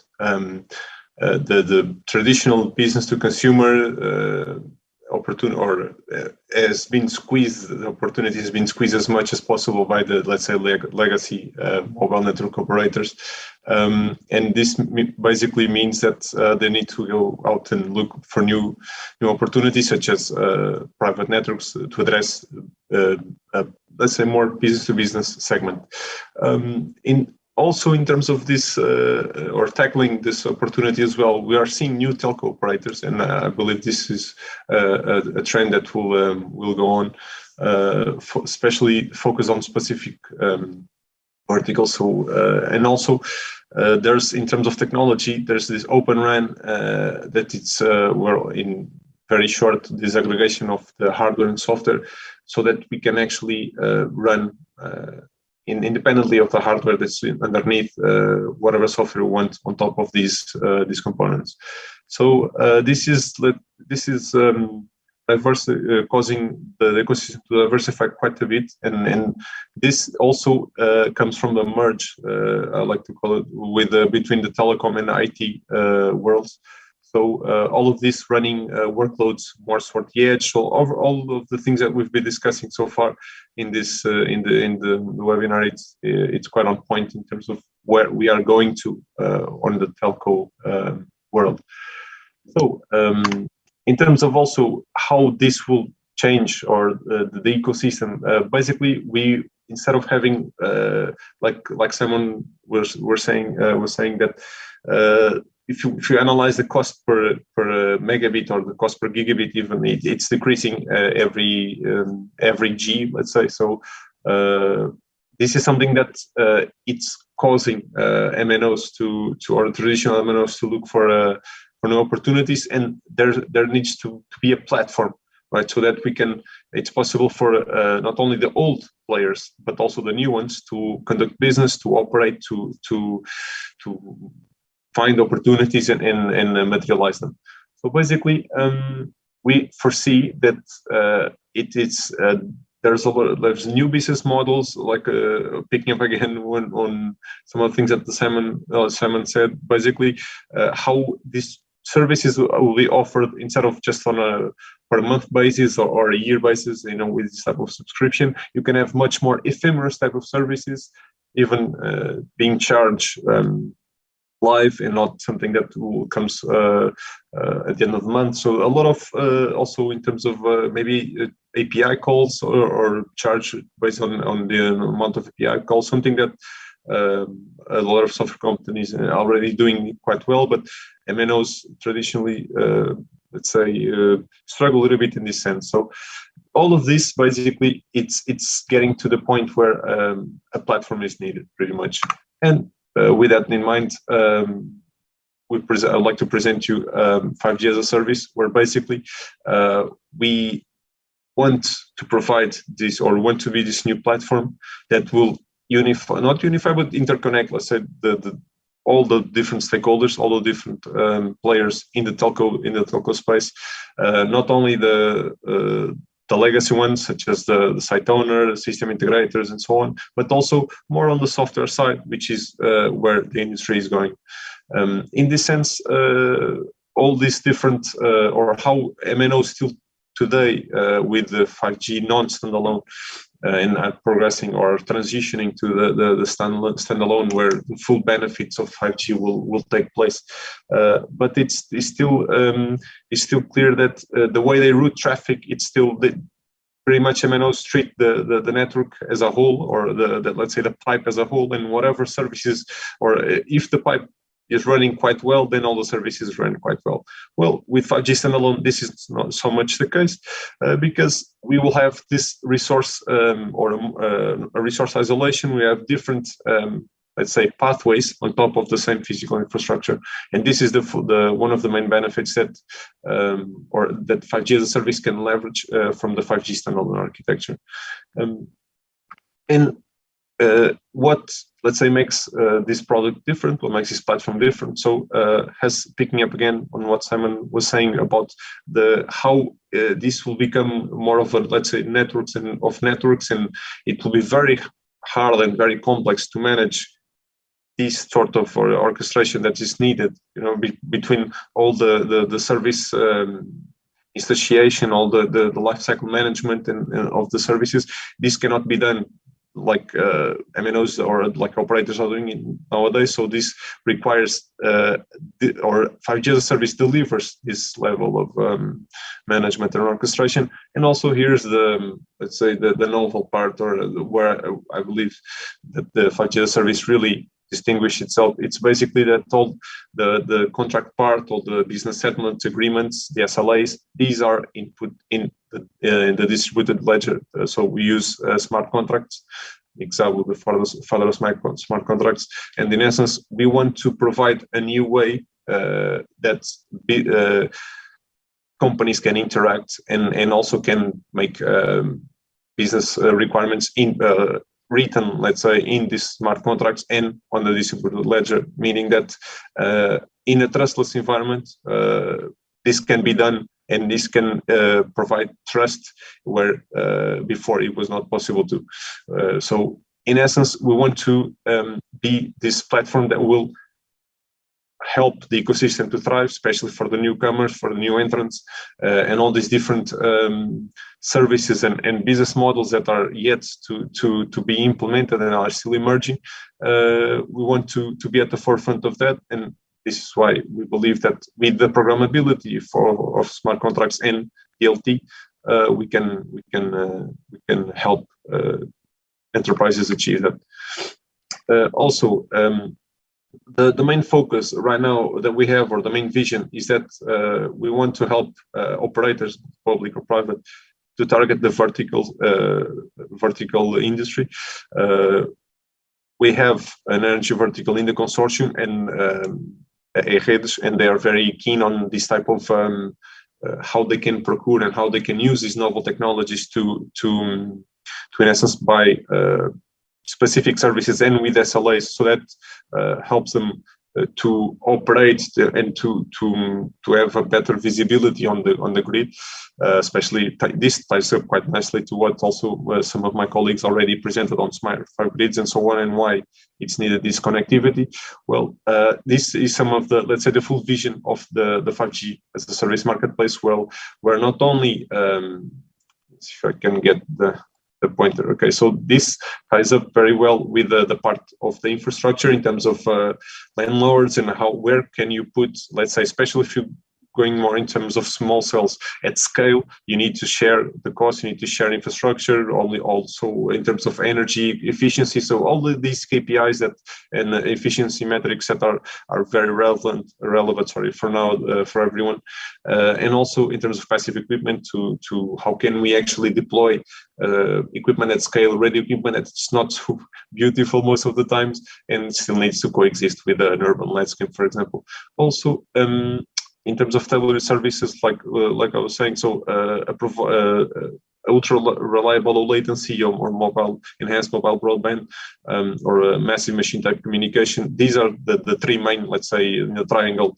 Very already, I think already saw, but the main 5G use cases, and these are the type of services that then inside of those main three use cases, let's say, can be still further drilled down and further tailored to the vertical needs. Also, in terms of innovation, with all this, it opens up this concept of net apps and how also Ubiwhere is also diving into this quite a bit in Smart 5 Grid, where in essence, the ecosystem, especially for developers, the complexity of the network itself, it's kind of hidden, so that the differentiation comes actually on the application part, so on the innovation for the end user, in this case, the industries. And also in terms of asset management, so like Simon was saying, also we can have players that won't already have infrastructures deployed and want to have a platform to make this asset management a bit easier, or at least to further monetize it. And 5G as a service, for sure, it's that place. Already in a concluding manner, so this is the consortium. So Ubiwhere as coordinator, Excellence coordinator, Eredes as the vertical. So this the customer side, from the customer side, and we have I2CAT and networks, so research from foundation from Spain and SME from Italy that are helping us with Slice Manager and vertical slicer. So basically, how we can translate business requirements to network requirements, and then we actually implement those and all the service orchestration I was talking about previously. In terms of collaboration opportunities, so this is a very ambitious project, and we are currently looking for more pilot locations. We already have one in Portugal, two actually, and we want to test this technology that we are still developing. We want to test this technology further, and so if either from public or private MNOs, municipalities, if you want to test how could you further monetize your infrastructure and how can you collaborate in this type of projects, please do contact us, and we are actively looking for more pilot opportunities. And to conclude, so this is a bit of just how we have to continue to innovate, and technology doesn't stop, and for sure there are a lot of opportunities that will come from this, especially in this edge space, and with the path that the operators are going with the 5G standalone, and how it will change. Picking up on one of the things that also Simon said, 5G is much more than just a faster 4G. So and in order to prove that, we need to actually develop stuff, let's say, that can be that is able to deliver new services and that actually solve problems for the industry. So this is what we are aiming to do here with this platform. So thank you, and please do if you want to know more about 5G as a service project and want to collaborate, get in touch. So here is the hello@5gservice.eu, and thank you for your attention.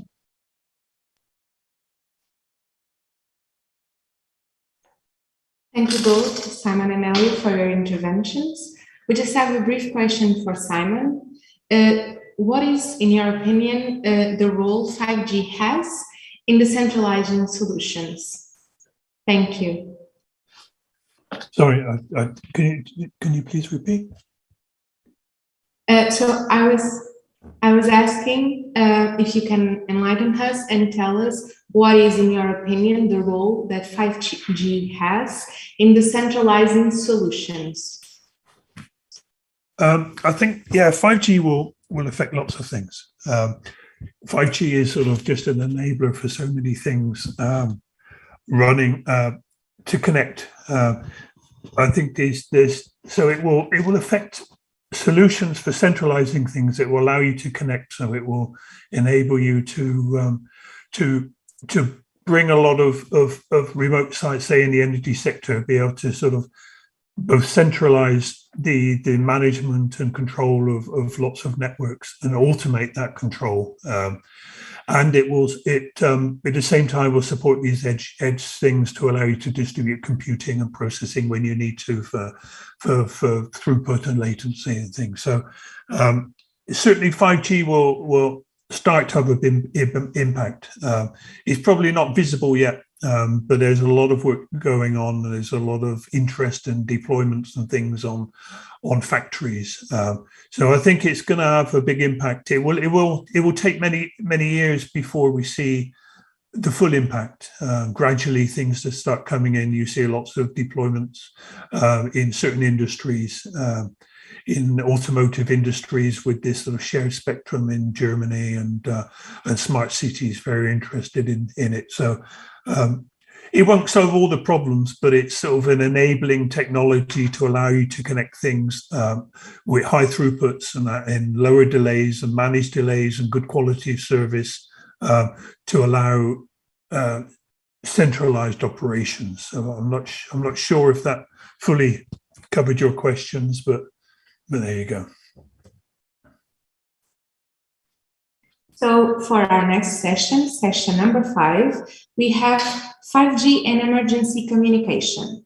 For this, we will have Alberto Pineda. Alberto holds a degree in telecommunication engineering from the University de Basque Country. And after 3 years managing the funded R&I opportunities of the Phone Group, he assumed the leadership of Phone Group's R&I unit, leading internal and funded R&I projects for the whole group. Currently, Alberto is the COO at Nemergent Solutions SL. Ubiwhere has been working on a project with Alberto that focuses on the topic mentioned. After Alberto's intervention, we will have Roni Sabença, Ubiwhere software developer, presenting this project, Affordable 5G, and further exploring Ubiwhere's role in it. So please, Alberto, the floor is yours. Hello, good afternoon, everybody. Let me share my screen.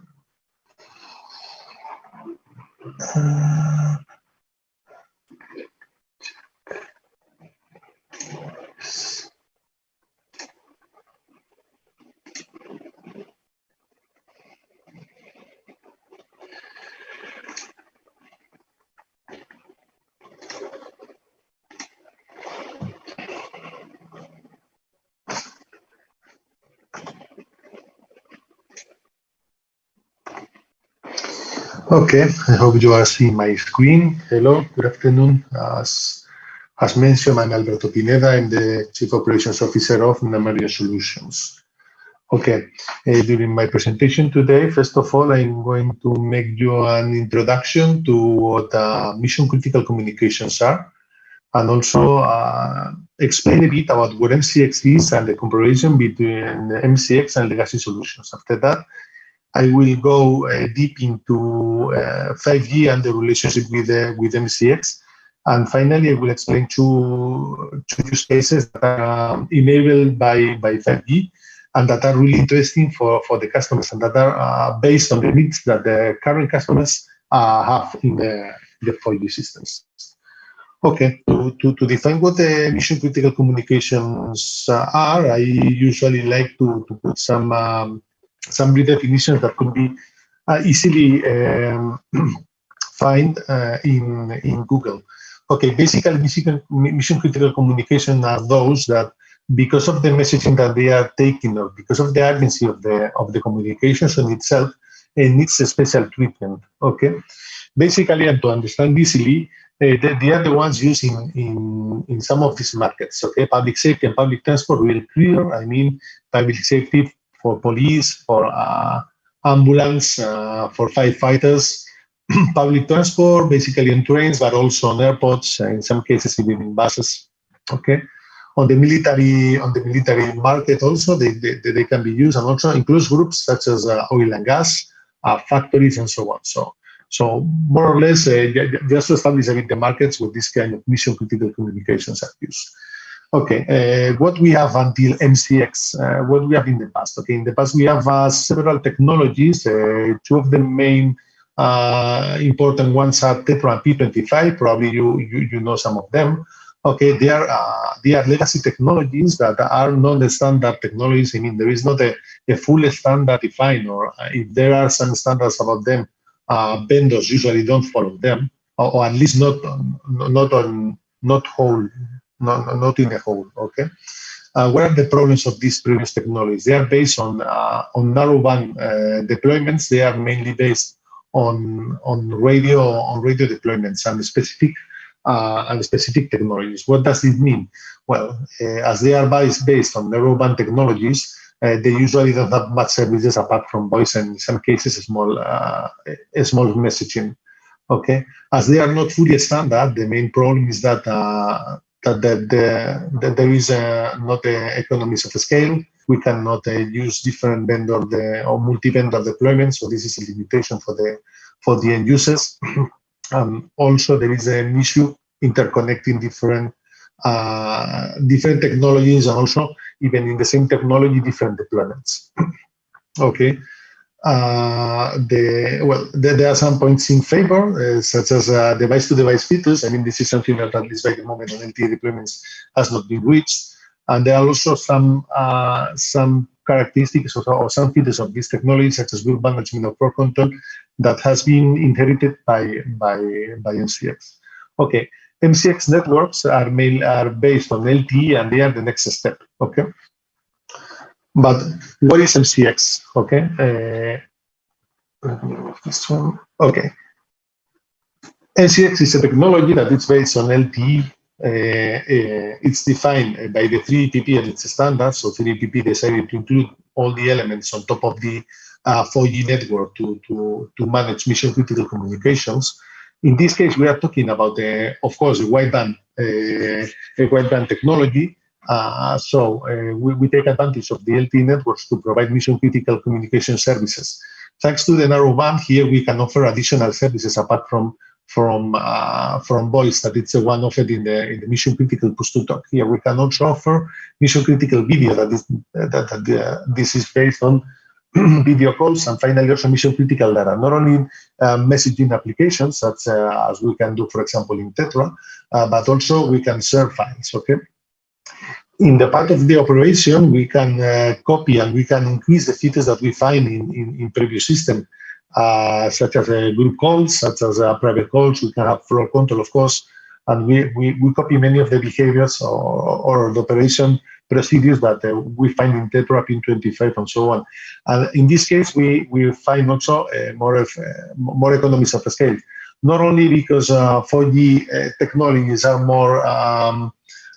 more used in the world, but also because we can use even commercial networks to deploy MCX communications with the security or of having confidence that the communications will have the right QoS and of course the right security.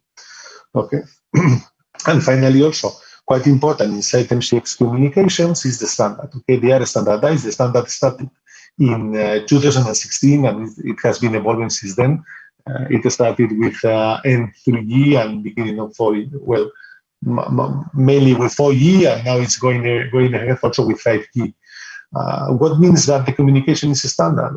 Of course, that if we all follow the standard, we can interoperate between different vendors. This means that if a public administration wants to deploy an MCX core, he can acquire a client for any other vendor. Okay, this is one of the points that currently many of our customers are complaining about in Tetra. Okay, that they cannot use any device. They are locked to the vendor that they bought the core. Okay, so this is really important. But also there is also a really interesting point that will be mentioned later in the presentation. That is the interconnection between different MCX systems and also between MCX and other technologies. Okay, thanks to the MCX standard, we will be able to interconnect these different MCX deployment, allowing, for example, different organizations, even in different countries, to interconnect their MCX and to have communications with the same devices that they use in their day-by-day. Having a quick view on the architecture of MCX on top of LTE networks or 4G networks, you can see all the elements. Okay, just to understand a bit what MCX is and how it's deployed on top of the 4G network, we can say that it's just an IMS service with its application server in 4G. Okay, there are many services that can be deployed as an IMS service, you know, VoLTE and other services like that. So in that case, it has like the same way of being deployed. Of course, it has its specific elements, as you can see there. And of course, it's integrated with the LTE core to guarantee the QoS and the security. Okay, so what's 5G for? Until now, we have been explaining what's MCX, how MCX behaves on top of 4G. But why 5G is interesting for MCX, for mission critical communications. Okay, in some cases you can hear that or you can think that maybe it's just the next step. Just imagine it has to be adapted to 5G because it will be the next step in the network. So we should be adapted to that. But that's not really true. Of course, it's the next step. We have to support it. But also it provides some, or we can take advantage of some of the features of 5G to have a better service to our customers. And also, thanks to 5G, we can solve many of the needs that our customers show now, and also many of the problems that we see currently with 4G. Okay. Apart from all the points that we all can think about, such as paradigms of deployments, thanks to CNF, BNF, and all those things, containering solutions, slicing that will be explained a bit later. The first point that we should take into account this is is the spectrum versatility in 5G. Okay, we of course have a more wider band that can be used by the MCX service. This means that we will be able to put more calls on the mobile network. Okay, until now you have to take into account that in legacy solutions, in Tetra, in P25, and on all of them, you are used to have a whole network infrastructure only for mission critical communications. Okay, currently in 4G and moreover in the future in 5G, we are going to have to share the mobile infrastructure with other communications. I mean, in many scenarios. In some scenarios, we can think of deploying only a mobile network or a specific private mobile network for this. But in many cases, we will have to solve the use case where we are selling a commercial network to manage all this communication. So there we will have some problems related with the resources of the mobile network that 5G enables or solves in a better way than what 4G does. Okay. Apart from that, of course, we interact with the PCF and we interact with other elements in the 5G network to have the KPIs correctly established and, of course, to manage the QoS as we are used to do in 4G. Okay, it's true that at this stage, I also want to state that we have to take into account that currently we don't have big commercial deployments in 4G. So we are defining and developing on top of 4G, but without having a big commercial deployment of MCX on top of 4G. So some of the issues that we are defining now and that we see that 5G will solve have not been even tested in 4G, but we can foresee that that we'll have those problems on the commercial deployments. Okay, here you can see a bit of the architecture that we are planning in order to have our service as an application function of the MCA of the 5G network. Okay. Right now, we want to stress a bit or to focus on one of the features that 5G network provides, that it's a slicing that will help us solve two issues or two problems that are quite important for our customers. Okay, and of course, at least one of these use cases has been tested on 5G and affordable 5G. Sorry, that is a project where we are collaborating with Ubiwhere. Okay, all of you know what the slicing is. It allows us to spare in a better way the resources of the mobile network. Okay, this is quite important for us, first of all, and as it is here stated, in the case where we want to have a better scalability. You can understand that in mission-critical communications, we will need to have a good scalability of the resources, because we can have moments of the day where we will not need a big amount of resources, but of course, when we need a big amount of resources, probably is because there is an emergency and we need to have the network fully available. Okay, in those cases, network slicing allows us to have a better distribution of the resources, to create different slices for having a better balancing or to balance better the resources of the communications.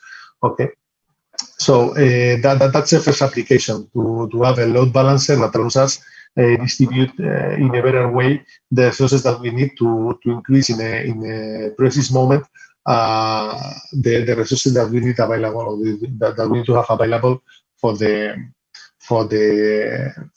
needs of the network.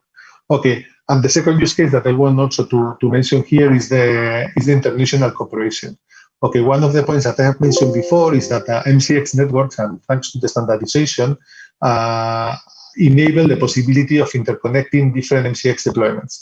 This from mobile or from let's say an internet perspective could sound quite easy, but if you go to legacy systems such as Tetra or P25 or DMR or whatever that you can think about, this is not a regular use case.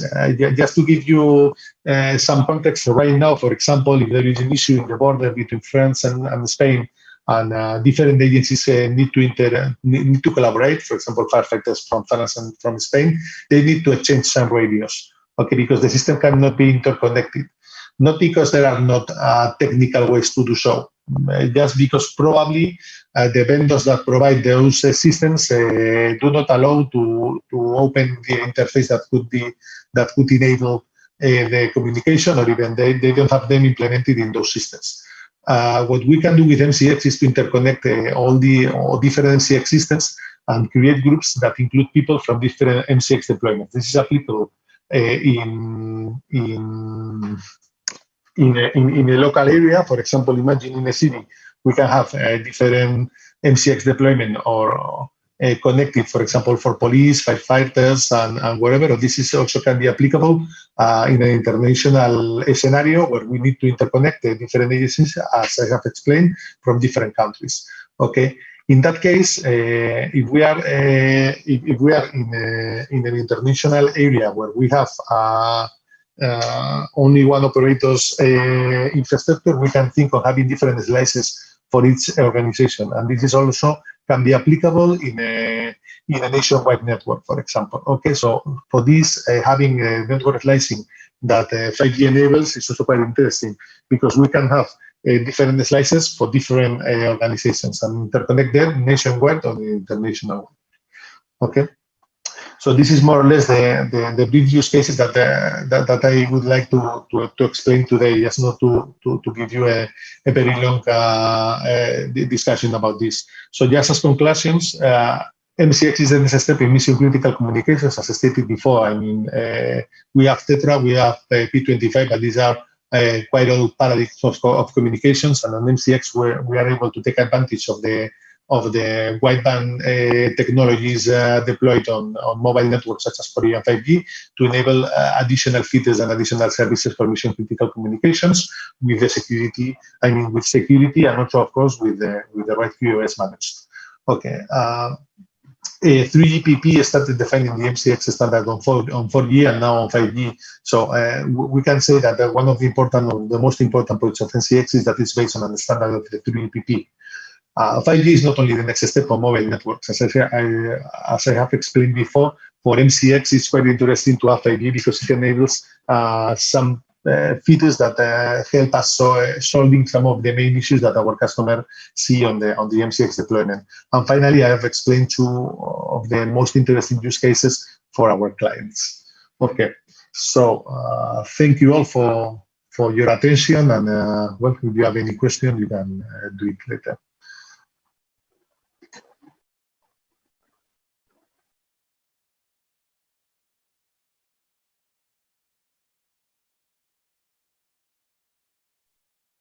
Hello, good morning. My name is Roni. I'm the main developer for the smart city use case for the Affordable 5G project. The Affordable 5G project is a European project that hopes to disseminate the usage of 5G network, and by creating an affordable network that satisfies the needs for the private enterprise, while the partners create and deploy services that would be deployed in the span of network.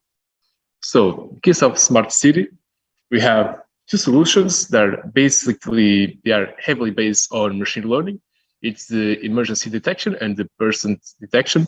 It's important to state that currently this project is undergoing integrations. So what's going to be said here in the future may or may not change.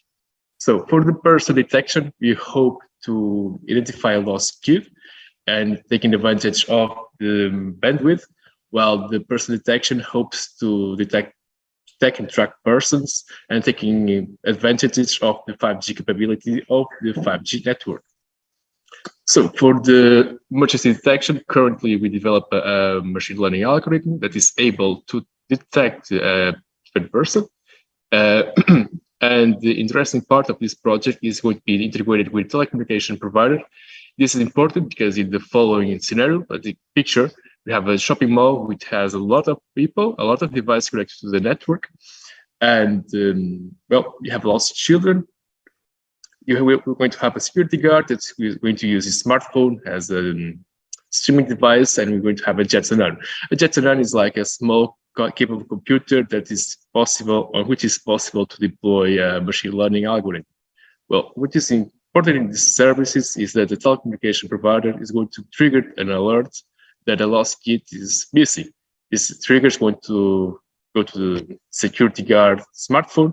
But the interesting part is while this trigger is occurring, there's going to be a change in the prioritization of our service. And this is interesting because we need to assure that the data flow between our smartphone or the security guard smartphone and the Jetsonar is assured in order to have a minimal latencies between these two types of devices, while the other services are going to be downgraded or having their own bandwidths maintained.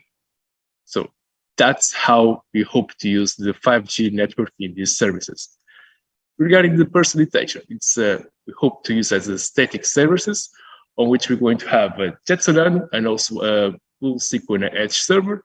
This server is more capable and more robust in computer-wise services, computer resources.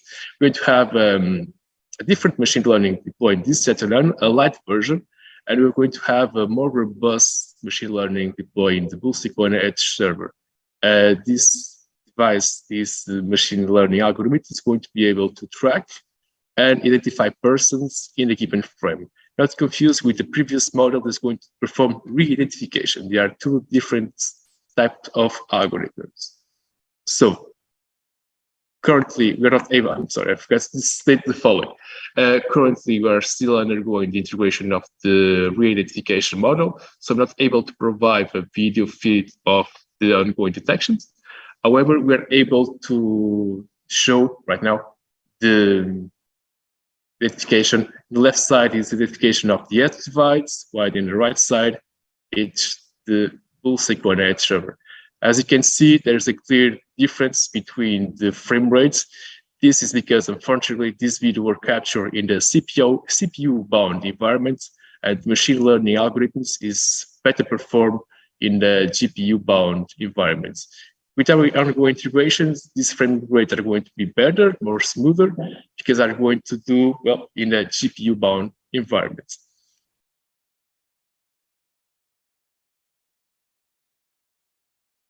Well, and one of the most interesting aspects of this type of integration is also being the ones that we can change between our models.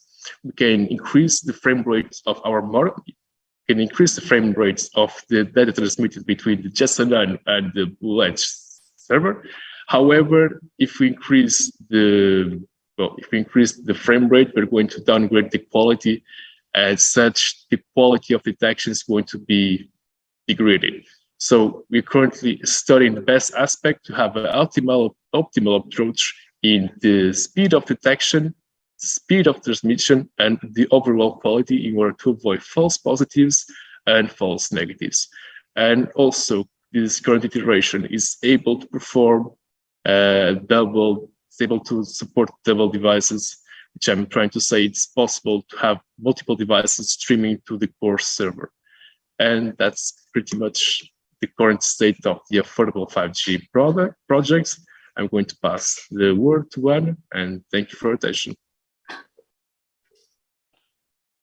Thank you once again, Alberto and Roni. I only have a very short question for Alberto. Do you think we can say that 5G will help to improve emergency communication?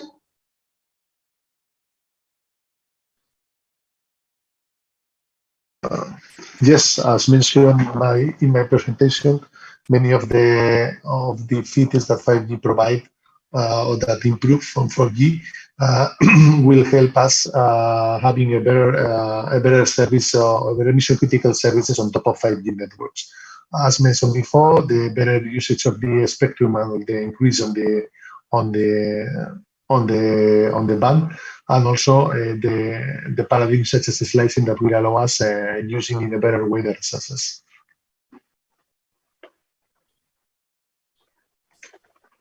Thank you once again. So we will now move on to the last session of the day. And for this special session, which the theme is Revolution of the Energy Vertical Industry with 5G Connectivity, we will have two keynote speakers and then an Ubiwhere speaker. So to introduce those keynote speakers, we will have Daniele Porcu and Antonello Corsi. Daniele has a long track record in NL Group, where it started in 1996 as HD Power Plant's remote control specialist. Recently, he was a key member of the digitalization team for Industry 4.0 and is currently a senior member of the subsidized programs unit in NL Grids, working in the coordination teams of H2020 FlexiSciency and H2020 Coordinate projects. He now coordinates the H2020 Smart 5 Grid project. Antonello Corsi is a researcher at Ingegneria Informatica SPA, and he holds a master's degree in physics at Universidade Roma. Since 2013, he has been working for Ingegneria Informatica as a researcher at the Research and Development Lab, being involved in several European Union co-funded projects under H2020 programs, such as Inertia, Nobel Grid, Wise Grid, Success, and Defender. He supported the project coordinating of the H2020 project NRG5 and is now active in the role of technical coordinator of the H2020 project, Smart 5 Grid. Ubiwhere has been working with both Daniele and Antonello in this project, and after their intervention, Rita Santiago, Ubiware's Telecom and Future Internet R&I manager, will present this project, further explaining Ubiware's role in it. So please, Daniele and Antonello, the floor is yours. Thanks, Anna, for the introduction. Hi, everybody. Let me spend a few words about the energy perspective. Okay, as you might know, I'm just making a step back from the deep content you showcased us, and thanks for the fruitful presentation. But I make a step more in a higher level, talking about what is the perspective for the energy industry. So what we studied in our high school books was an energy system that was made from centralized generation. Then a transmission line was bringing the power next to the settlements and then transforming in different levels. So it was a kind of waterfall approach, bringing the energy from somewhere far, power plant generation, till our homes. And we were used to a series of factors. Some of them have been identified along the period, but now with the growth of the generation, distributed generation, we have a completely new scenario. It's been almost 2 decades that we are facing with such problem. I'm working in a DSO, distribution system operator in Italy, and from our perspective, it has been very challenging. First, to connect all these distributed power plants, and then now the problem is how to operate them in a safe way. Then, since the number of congestion due to this phenomenon were rising, new commercial actors called aggregator, but they are not the only ones, start to appear in the market. So what we are investigating in Smart 5 Grid, that's the H2020 Smart 5 Grid, not the Portuguese one. It's dealing with 5G communication with the energy vertical. So covering all these different aspects. Just to give you an example of the DSO perspective, this is a very simplified schema of the medium voltage grid. So flowing from the primary substation that it's transforming high voltage to medium voltage with a series of nodes that we call secondary substation. So before, each and every node, at least the relevant nodes, were equipped with standalone communication devices that they were only communicating towards the main system, the SCADA system. Nowadays, with the digital layer, the field devices, not only the communication unit, but also the sensors implemented in the power plant, are able to communicate to each other to identify in a very precise way where the fault is located. This is a completely new scenario. It has been several years that E-Distribuzione implemented a so-called smart fault selection system, and has been implemented by means of optical fiber. You can understand that it's a massive investment to provide all the power plants with optical fibers, but this is the status of the art where we are now, and it's very difficult to change the mindset because of also a series of constraints of cybersecurity. But in this perspective, there is a really a huge interest on 5G connectivity. Just let me first comment the connectivity side before to go in the digital side of 5G.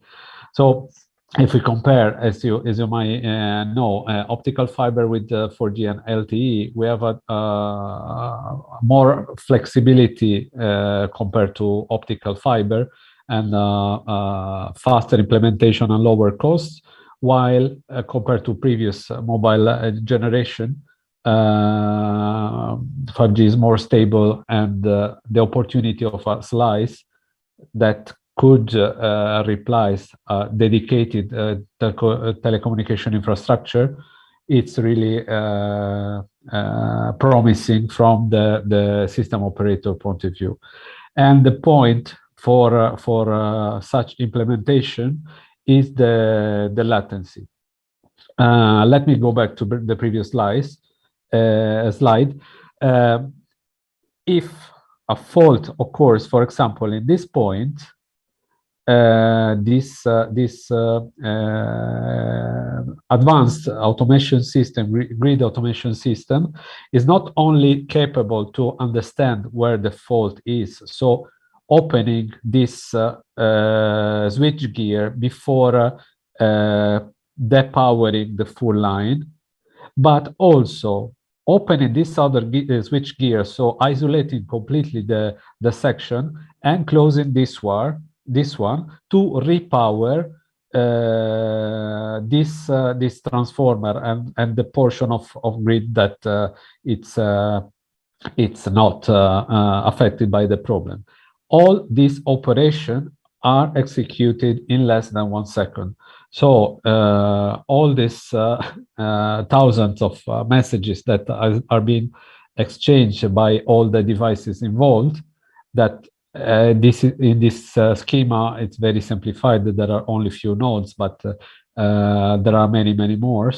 You can imagine that it's very affected from latency, and there is really a need for high communication capability.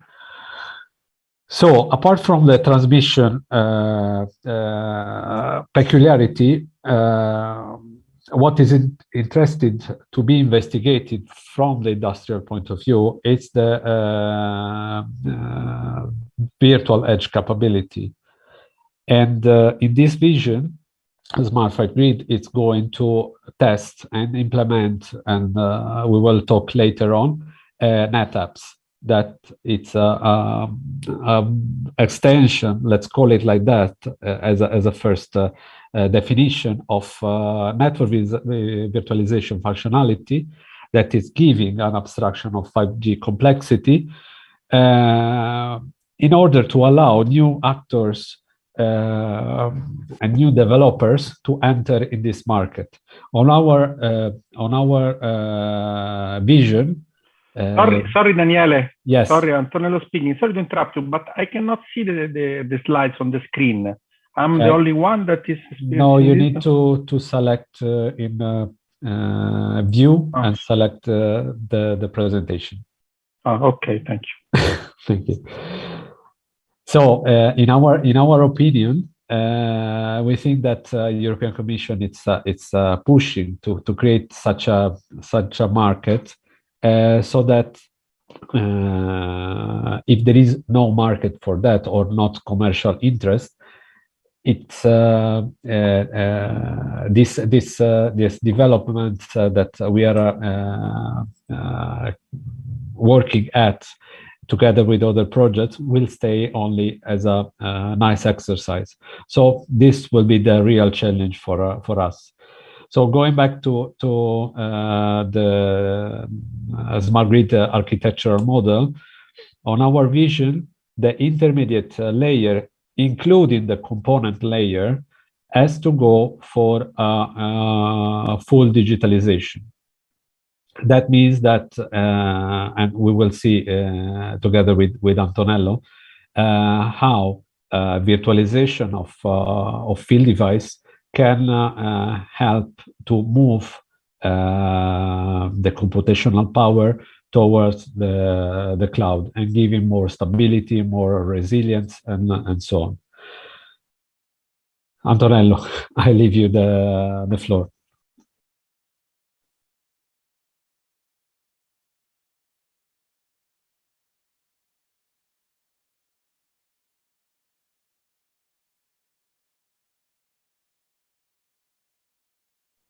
Antonello? Can you hear me now? Can you hear me now? Hello? Yes. Okay, it's fine. Okay. I was introducing, as Daniele said, the important concept that we would like to convey in this presentation is the possibility to transform, to accomplish the complete transformation of the smart grid with the digitalization that is enabled by the 5G. To this purpose, I think it's useful to spend some words on a project that is in some way the father of smart grid, that is Energy 5. Why do this? Because this project introduced the concept of virtualization of energy services. That is the main step that we have to accomplish to speak about the NetApps. We already introduced the NetApps during one of the previous sessions. Hélio spoke about them. That are in some way that is the possibility for the developers of services related to the energy, or in general on verticals, to have all the complexity of the telecommunication network masked, hidden behind a wrapper that can allow people to concentrate only on the stuff for the developer, to put in place new services, so to open the possibility for a marketplace. So I will introduce the approach that Energy 5 accomplished. Is a H2020 project that has been completed 2 years ago, finished, but it's important because it allows us to understand the NetApp concept that after this will be introduced by Ubiwhere. You can see a summary of the main aspects that I will take care of explain. But in a nutshell, what is Energy 5? Energy 5 is a project that main objective is focused on investing how it's possible to exploit the 5G pillars aspects to, in a special case, of course, the radio feature, to provide the possibility to enable different energy use cases built on top of this network telecommunication, the 5G telecommunication. With this aim, we developed in Energy 5 3 use cases that mainly regard the possibility for a smart meter to be a part of a complex network of different smart meters, so to enable the two-way communication among the different peers and nodes of a structure complex as the smart grid. Another use case was dedicated to the predictive maintenance of the infrastructure of an utility. That could be the energy one, but also another critical infrastructure, for example.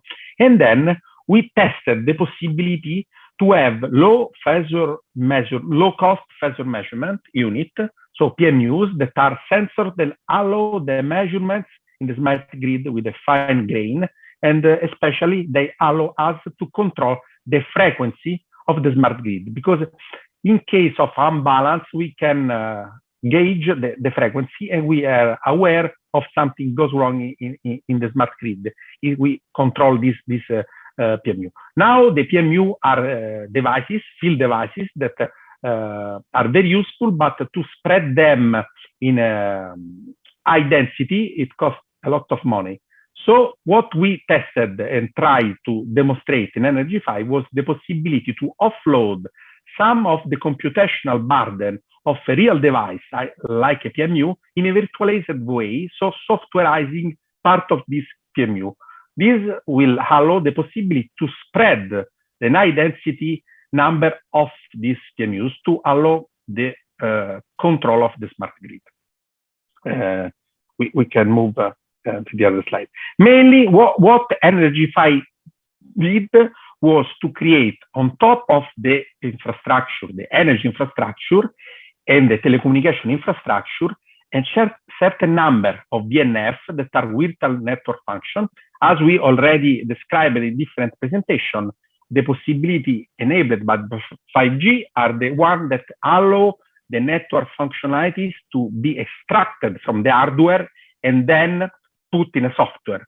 So to make, to give the flexibility to this software artifact. What we did in Energy 5 was to provide different energy virtualization service. So not only network services was virtualized, but also Energy 1. With this, I mean, for example, the production of the renewable energy resources was virtualized. We make a list of different digital twins that will be able to extract information and also to make predictions. So to have some kind of virtual abstraction on top of the field devices that we can then arrange and move as we wish. You can see that there are different kind of VNFs. You can think of VNF like a virtual machine, also a container, so a piece of software that is virtualized, that accomplish some task. In this case, in the Energy 1, but it's also possible on the network, and also have generic VNF, for example, for collection of data. This virtualization and digitalization, what can bring to us? The fact that we can control and manage energy function using software. So to have all the flexibility that software allows. We extracted, of course, from the hardware resources, the functionalities that are mapped in the Energy 1, and extract them and manage them through this kind of new approach that is possible from 5G. So we applied this on a virtualization that regard the smart meter, but in particular, one sensor. You can move the next slide. Okay. Energy 5 sit on top of field devices. In a special case, we can imagine smart meter as well as PMUs as the field devices, built on top of this different abstraction, different software abstraction that take care of handling the authentication, handling the data collection, handling the processing of the data, so to provide some energy services to the user. The important things that we tested, and it's useful because this demonstrates how it's possible to, in some way, exploit this virtualization with energy services, is the virtualization of PMUs. With this, what I mean, that we have this part of the functionality of the PMUs are extracted from the real device and put on the software. Once that we did this, we have a virtual PMU. This virtual PMU can be deployed anywhere in the smart grid. So if the approach is working, we can deploy a huge amount of them. What I mean with the approach is working, but the first thing is to do some comparison with the real situation, with what we have now. So we, in the test bed, test this PMU. We extracted, as I said, part of these functionalities, the phasors count and the frequency estimation, and put in a software. And then we tried to use the communication among the field devices and this abstraction in three different cases. One was 4G condition. The second one was 5G-like condition that also mimic the possibility to have some of the computational burden on the edge. And we compare them with the Ethernet cable. As you can see in this picture, we can see that the smart meter that was virtualized is not only composed of virtual PMU, so on top of the SMX, that is in some way the gateway to the smart meter, we put a different virtual machine that takes care of handling cloud machine communication, also a blockchain secure way to in some way count data, and also authentication authorization.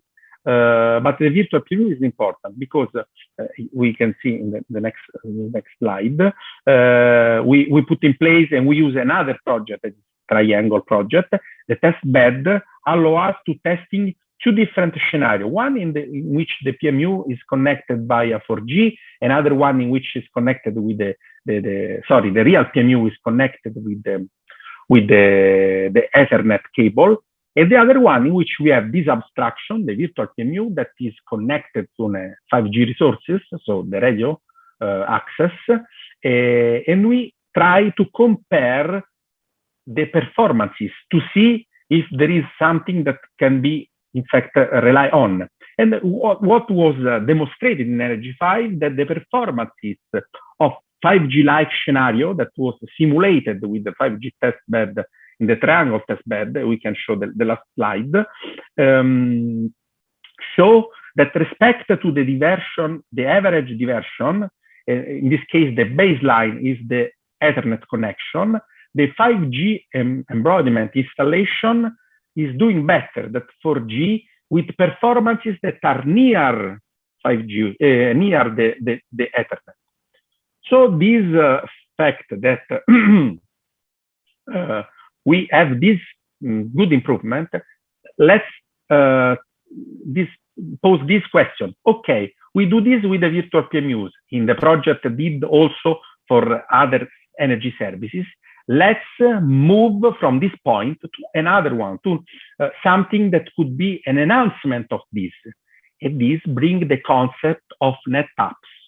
Net taps are, as we will see in the next presentation, in some way add the complexity on the ecosystem of the smart grid, creating new tool for the developer to take care of developing energy services completely. They have to take care only on development stuff, not on the underlying network.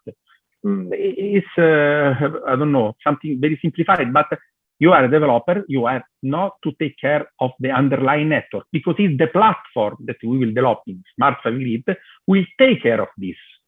It means, of course, that we have to use 5G API that will be available from the 5G installation to allow stuff that are not possible to do. But the key ingredient is the NetApp. NetApp are different VNFs, as we described before, that are chained altogether to provide something. With VNF, I mean virtual machine, but they can also be container, because there is another important study or technology that are applied on 5G that are cloud native. So 5G is fine-tuned to be to work with 5G cloud native architecture.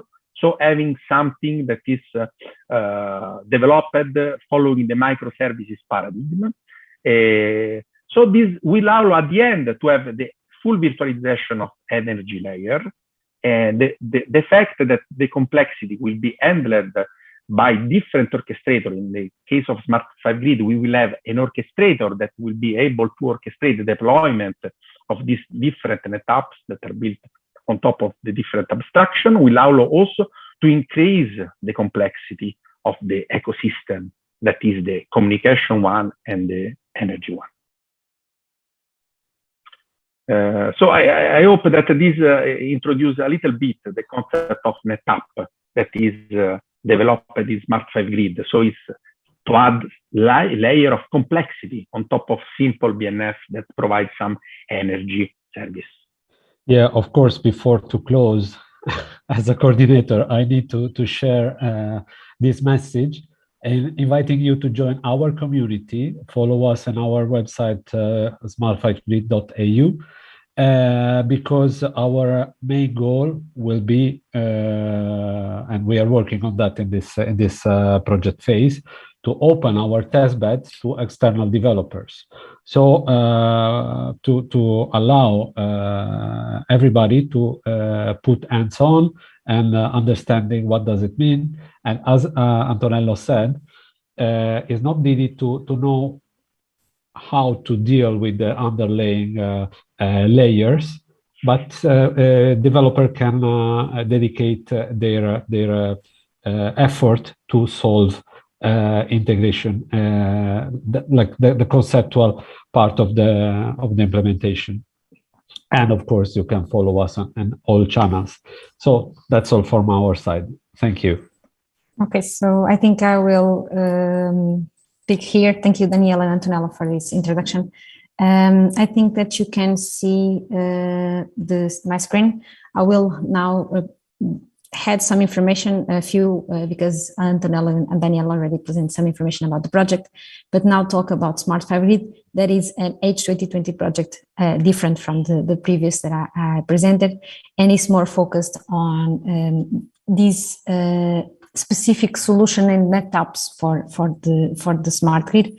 And what I wanted to address here, and just to give more information on on this project, is about this platform that you can see here. The Smart Fiber Grid project intends to provide a platform that can be used for experimental by developers and other companies that want to test some new services and applications in this specific sector of energy.